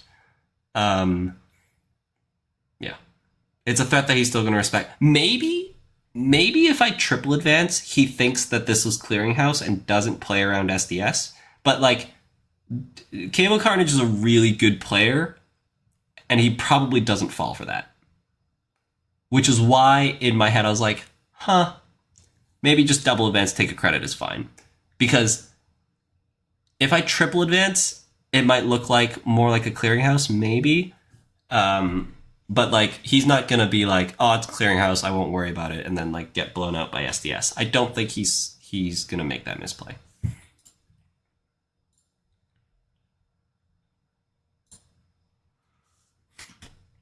So I double advance, take $1, discard a card. And he thinks about his turn. Oh, I think he, looked at an additional card. Same thing that when we did the Federal trigger, right? We instead of looking at 3 cards with Earthrise and Cossack, we looked at 4. So we spent some time here trying to resolve what to do. And we did get a minute back for this, so fair game. If we want to be nitpicky, we can go see if it was a minute, but it's fine. Genuine mistake, got a minute back. And we run R&D, click 1. So, we're going to try to go for this twinning bounce, or this twinning access and then Hermes bounce. So I'm always resing this. Actually, I'm not resing this Whoredom because I want. I only have 14 credits, and we need 5 to res Mestachesfo, which is the outermost dice in the remote. 4 to res the tree line on the innermost of the remote, and the middle ice on the remote is Winchester. So that's how not ideal this draw has been. The ice just kind of came in the wrong order. If the Pharos on HQ was instead of Winchester, the remote would have been a lot better. But unfortunately, the ice kind of came in the other order. And at the time when I drew the Winchester, I was there's already a Pharos on HQ. I need remote ice to get this wall-to-wall ticking. So I put a Winchester in front of my tree line. It sucks. That's what we went for.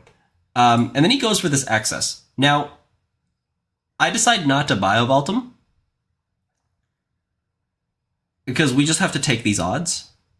Because I can't Biovault him in exchange for 6 credits on this Mestachesfo run. That's not good enough. Given the board state, given how much money he has, paying a Biovault in exchange for a click and 6 of the runner's money is not good enough. I could res the 2 Biovaults, and if it's Clearinghouse, I could res the Clearinghouse. Now, the problem with that is, if I res all 3 cards in the remote, which, by the way, I can't because it's an SDS, right? If I res all 3 cards in the remote, then if he steals an agenda, he'll bounce the triple advanced tree line and then run the remote. And the remote is compromised anyways. And he ends up breaking a Mestachesfo and a Winchester to go and trash these Biovaults, which is also really bad for me. So we can't have that happen. So actually, having him bounce the face down cards that are in the remote are actually better for me, considering the fact that it's SDS in there. Because if I res the 2 Biovaults, then he just bounces the SDS because he knows that the face down card is SDS. And if I don't res them, he probably bounces the SDS anyways. because there's a risk that SDS blows him out. But if I res all 3 cards and we show that it's Clearinghouse, which doesn't matter for another 2 turns, which means he has 2 turns to go and dismantle this remote, which then means he's going to bounce the triple advanced ice and go and dismantle the remote. And if he dismantles the remote and I lose the Biovaults and I lose the triple advanced ice, then I lose the game. So even if this was Clearinghouse with the double Biovaults, you don't res them here. Because resing them tells the runner that they have 2 turns to dismantle the remote. They have the time and the resources to do that. And that would have been a loss. So we don't res. He sees the top card. Nothing. Second card, send a message. Oh, dang. Like, this needed to whiff. If this first access whiffs, like, I think he just loses here. Like, immediately. Right? If the top 3 cards are not agendas, what does he do? He runs HQ? Like, I'm pretty sure he inside jobs HQ, which he ends up doing that anyways. But we have border control, we have Biovault. He can't pay 12 credits to break this Pharaohs. And if he runs the remote, you can't pay like Mess and Chesfo, Winchester, Treeline into double Biovault. So I'm pretty sure I actually just win here if we don't rip this agenda. But we got the rip, stole the send a message, bounces the STS. And I would have been a very interesting decision here. Obviously that ice is not Pharaohs because I would have snap resed it. I choose to res the Mess and Chesfo instead of the tree line because I think that he's going to run the remote.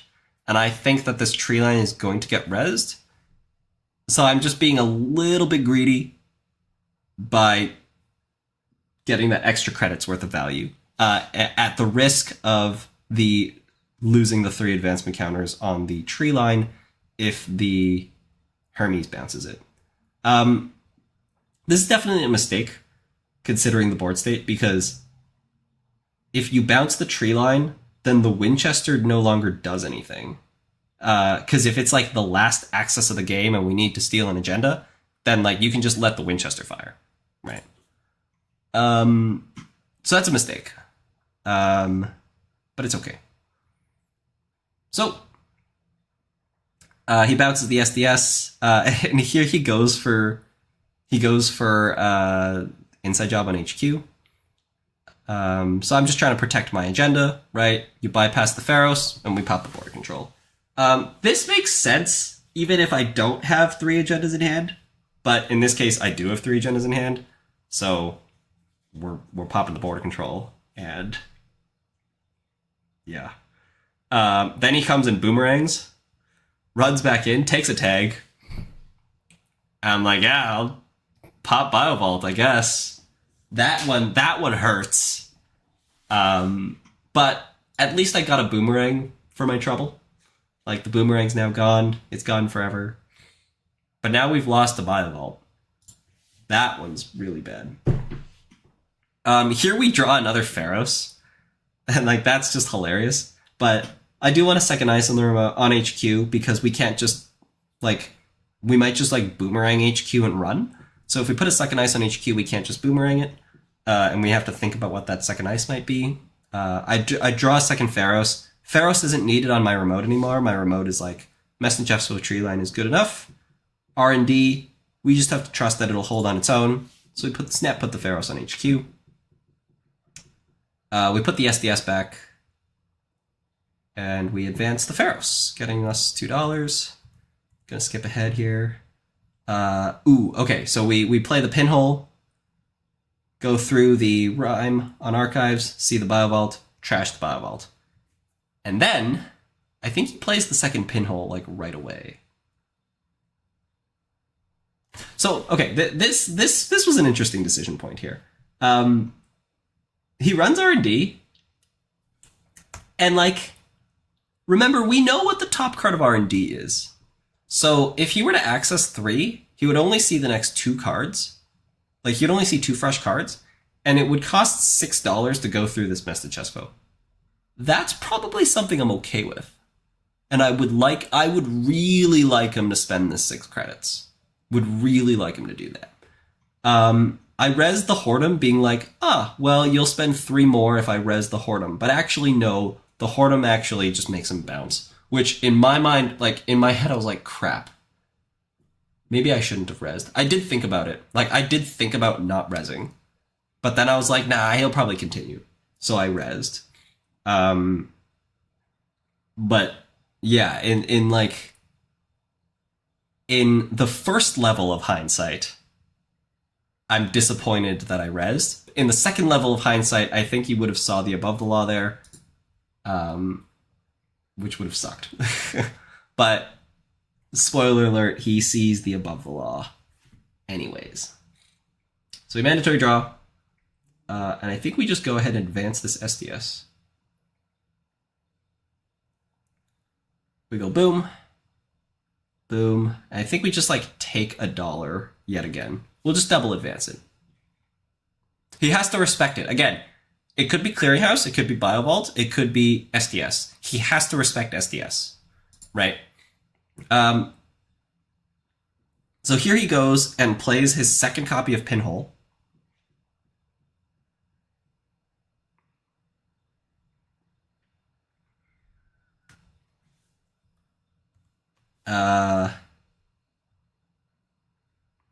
And he accesses this card, and I show the SDS, and he's like, uh-oh.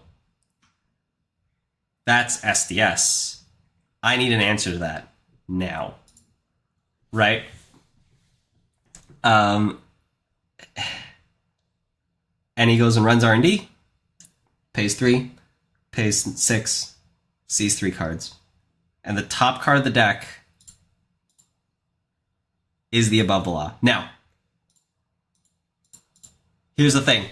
He immediately, so this is actually, so those who play chess, this is a missed win. So there is a missed win here. This is click 2. We went Pinhole click 1, run R&D click 2, and we access above the law. No, look at the fluidity of this. Bounce the card, right? It's like, and again, we've been playing for so long. It's super mentally taxing. We're all really tired. The venue's really hot. It's like 10 p.m. almost. Things like this is going to happen, but there is a missed win here. We access this above the law, and I think in Dan's head, it was, we need to Pinhole this. I can't run the remote because I don't have the money for it. And if I do have the money for it, I steal it and then I get Pinholed. Or, sorry, I get Trojan Horsed, and we're going to lose our Kurapira. So we can't run this remote. That was already in his head. So when we access this above the law, we were fishing for an agenda so that we could bounce the SDS back to hand. And actually, when we steal this above the law, if we bounce the triple advanced ice that's in the remote, that's protecting the remote, we actually just win the game. Because he's got 11 credits, 6 to break Mess to Chesvo, 5 to break whatever this face down ice is. 5 is enough to break whatever ice this is, unless it's Pharos, which we can break if we click for a credit before running, and we also access the Pharos when the last time we accessed R&D. So we actually know that the Pharos is not on the remote, because there's only 2 Pharos in the deck. So this was actually a missed win right here, and I got lucky that we kind of like, the tempo of the game kind of pulled that misplay for me, but super unlucky that we lost the agenda off the top. Now, if you look at my face cam right now, I'm like, and I said this in the interview after the game. When we lost this above the law, I was like, well, we've lost this game. How do I beat NEH? That's what was going through my head. Like at this point, 5 points down, no Biovaults left. I was like, I've lost. This game is over. We can't win this game anymore. He thinks about his turn. He decides to go for an HQ run. And I'm like, I have 3 agendas in hand. So we have to res this Pharos. And then he goes, I don't have enough money to get in. Bounces off the Pharos. with the flip switch. Fine.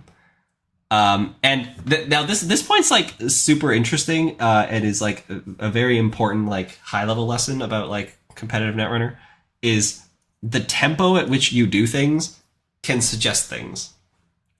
And this is kind of what I was going for, is there's 5.5 minutes left. He's thinking about whether or not he bounces off this Pharaohs, and he goes, "Yep, I'll bounce and pass the turn to you." And I go mandatory draw, and not think about it for too long. Install a card in the remote, double advance it. Huh? It actually seems like, yeah. I thought about it for longer than I thought, but I actually like. I still was just like, I gotta go. Right? There's 5 minutes left. You gotta go. And I think he read this as, I'm rejamming this SDS, and you don't have the money to get in. But what was going through my mind is, I would like to communicate that to my opponent, that I'm rejamming this SDS. I know that he has no pinhole threadings left. I hope on his turn, he runs this remote, spends all his money only to see Clearinghouse.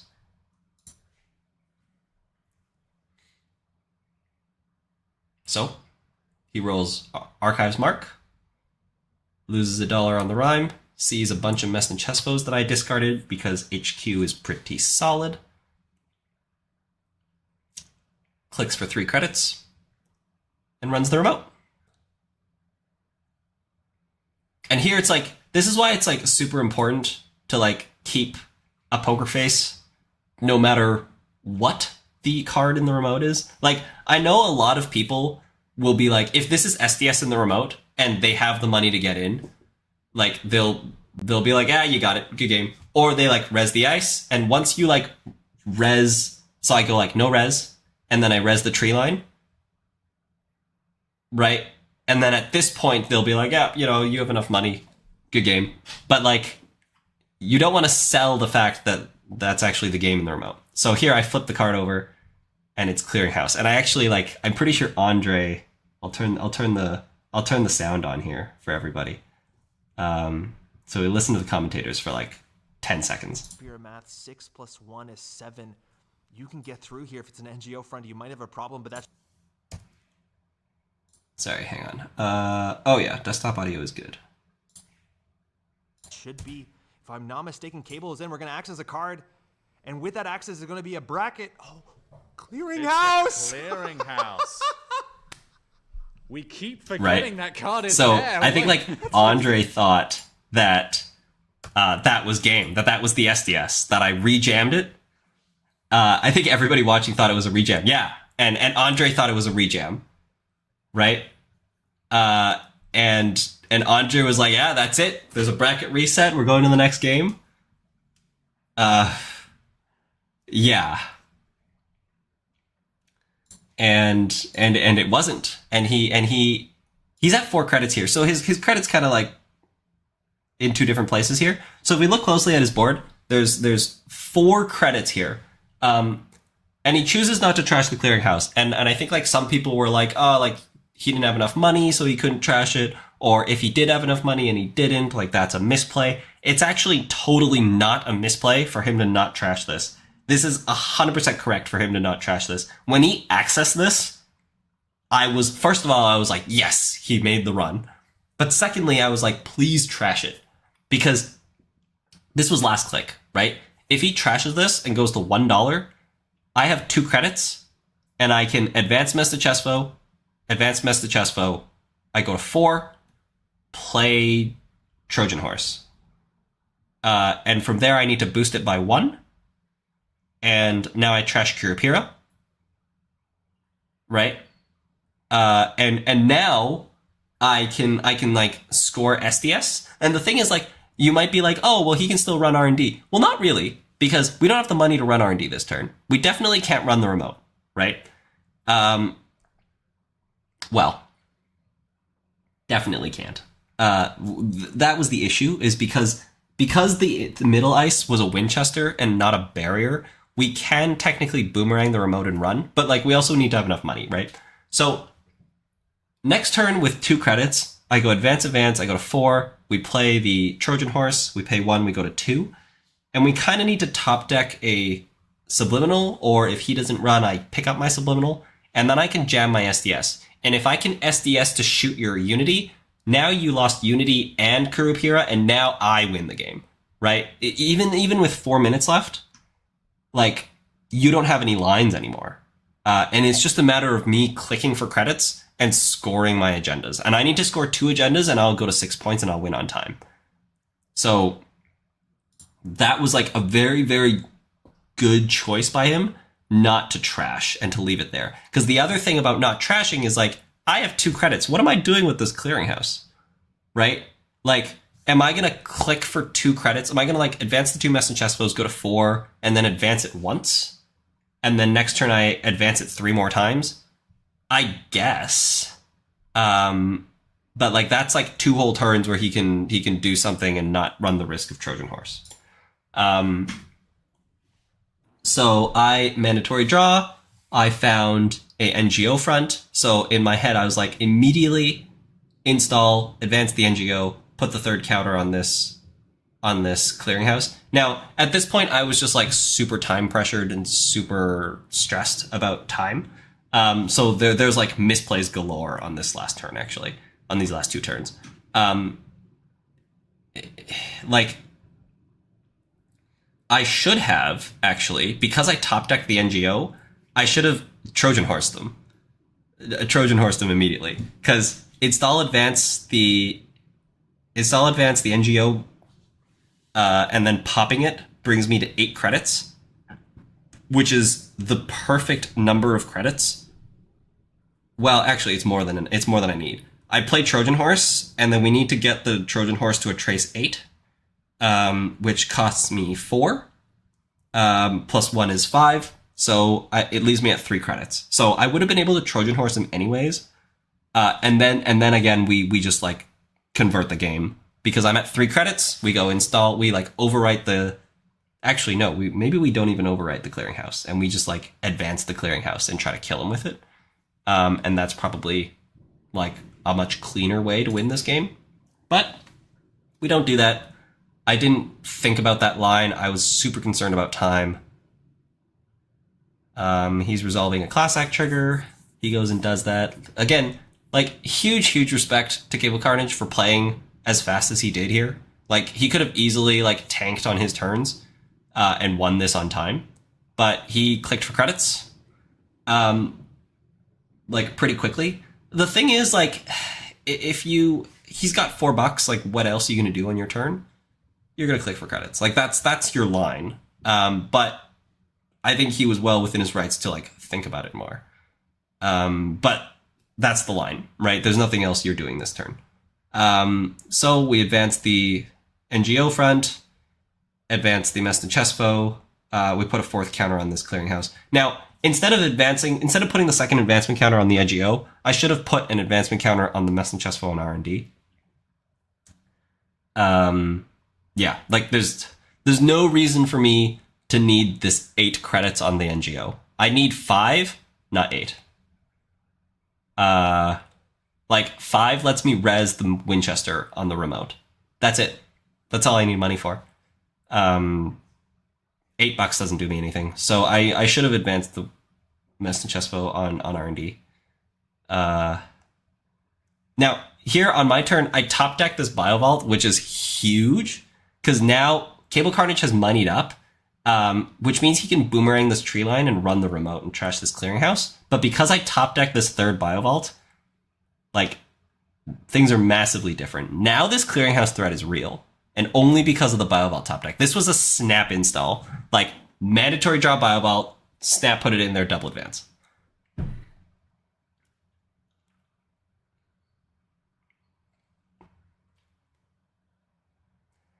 Okay, this like 2nd last turn is super interesting. He goes and clicks for 4, clicks for 5, passes the turn. Again, huge respect for him for taking his turns quickly. He clicks for 5, passes the turn, and on my turn, I do my mandatory draw, And I'm like, I don't want to spend too long on my turn either, because basically at this point, my game is on this clearinghouse. If this clearinghouse doesn't work for me, I lose. I can't score out in this time, right? My game is on this clearinghouse. And I also know that there's 3 copies of Class Act. So I know that he can install Class Act and survive a turn. So I can't have this turn go to time here. So put the 2 advancements on there, take $1, pass the turn, let's go. Again, why am I taking this $1? Put it on the Mesta Chespo. Yeah. So I had 2 opportunities already. Maybe 3? No, 2 opportunities. I had 2 opportunities on 2 different turns to advance this Mesta Chespo on R&D, and I didn't. He goes and installs Class Act, runs R&D, spends 7 to break. I show him 3 cards. He's using his twinning counters. I'm trying to do this as fast as possible because time is running out, and I don't want time to run out here. I want to have another turn so I can pass the turn, throw it back to him, right? Access 1, 2, 3, nothing. 3 cards, nothing. And then he has to resolve his discard, resolve his Class Act draw. And I'm like, okay, right? I start my turn here. There's like 10 seconds left. And 3rd opportunity to advance this Mesta Chespo. I didn't do it.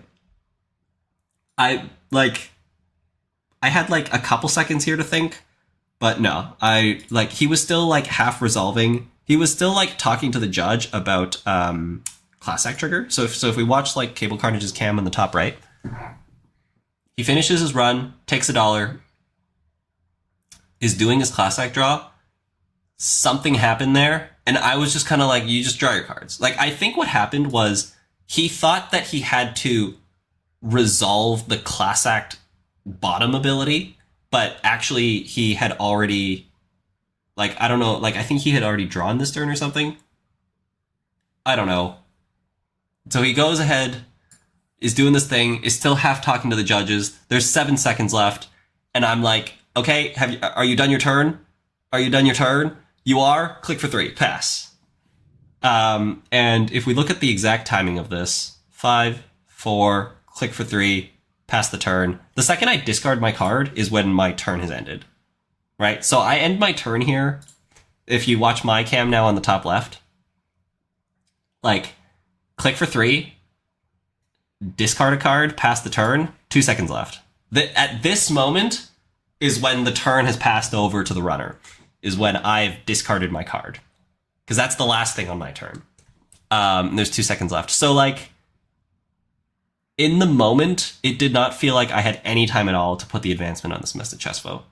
And in the moment, it also felt like it didn't matter. Because the Mystic Miami was gone. There's no way of charging this twinning that's on the board right now, and the twinning has 1 counter, and the top 2 cards of R&D are known. So, time gets called. Last turn of the game. Cable Carnage finds his one and only line, which is install. We'll skip ahead. Install Chesvi, run R&D. So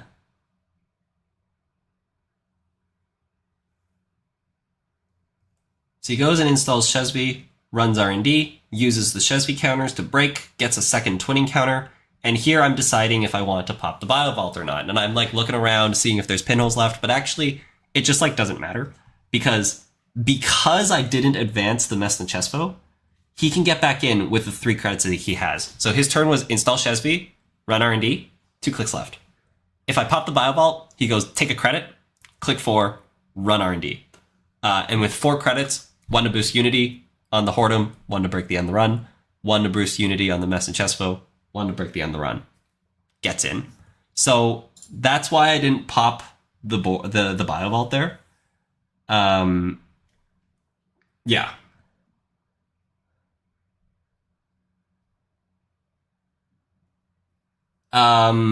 You can't advance the Mestas in 0. No, but the turn before was advance clearinghouse, click for a credit.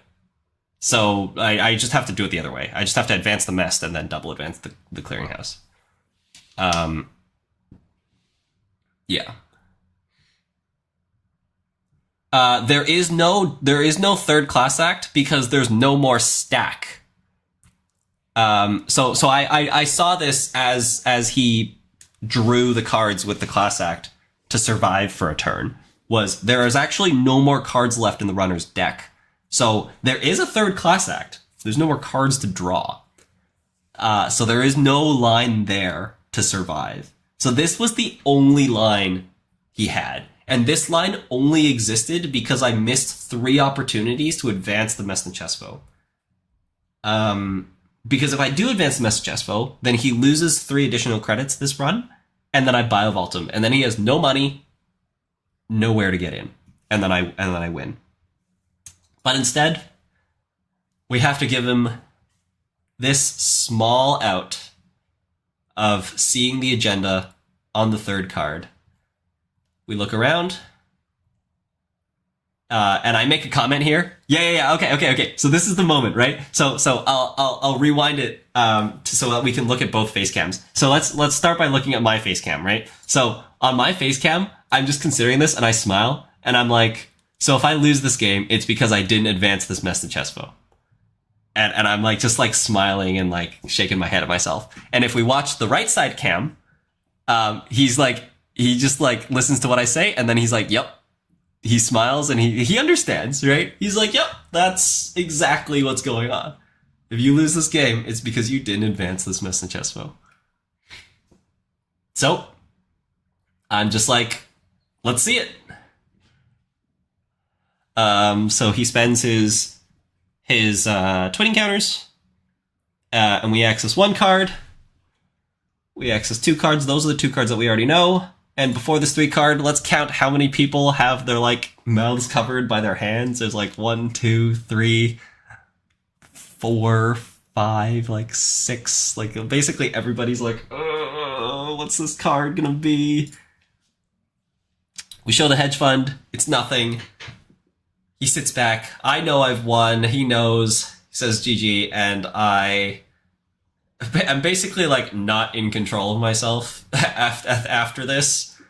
Like I jump out of my chair, and like I'm just like I know that the people who are supporting me are probably standing behind me.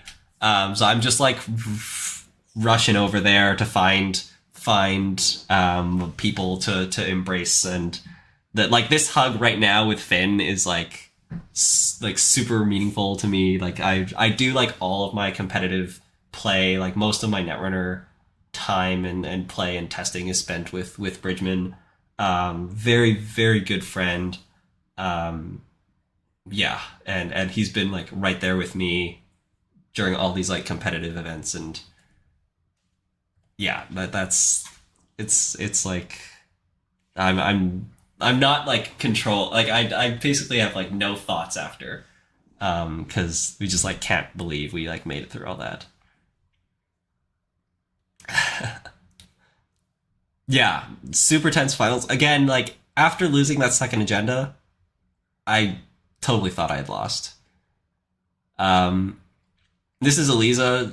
Elisa cleaning up my stuff, and she's the one who made the boomerang alt art for me. Like amazing person. I met her in Italy when I went in the summer. Yeah, and she was helping out run the event, was playing games during the weekend. And there's one thing I was gonna say. Oh yeah, this is like a little like so there's the boomerang alt art. You get a little glimpse of that in my box. It was an amazing. She gave that to me at the very start of the tournament, and I played it during the weekend. Like it's amazing. She designed that for me. It was just like such a great human being. Yeah, really appreciative of her. And like this is to me this is a funny moment because she can't figure out how to fit all the things in my box, which is like it is a tight fit. But there is a way to like fit all the tokens in my box without forcing the lid down. But yeah, this was like interesting to watch for me because I was like yeah, I do have a lot of tokens in that box, and you do have to put it all in there in a very specific way. The joke in the Italian community apparently is like, I won, and then I like was called over to the stage, and then Elisa went and like stole all my cards.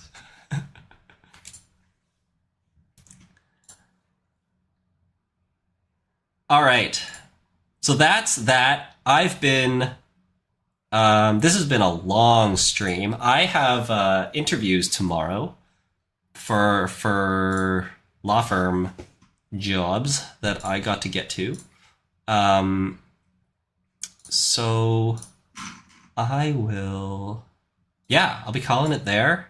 Thank you so much for everybody watching on the VOD and watching me live. I'm super glad I did this live. I think there was a lot of interaction and a lot of comments and questions that I really enjoyed interacting with everybody, and I hope everybody else enjoyed it as well.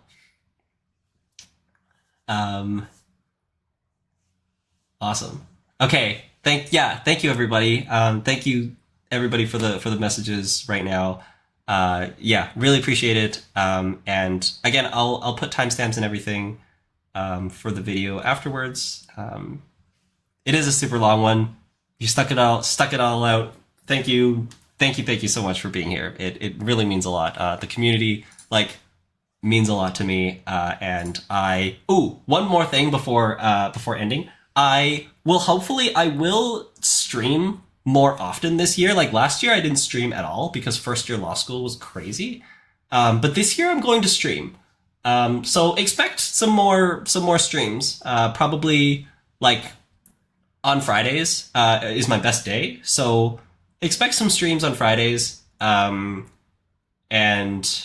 there's some fun stuff in the works. There's some fun stuff. Maybe I'll give a little tease of a deck that I'll play next stream. Yeah, this is a fun one. All right. See you later, everybody. Thanks very much for hanging out.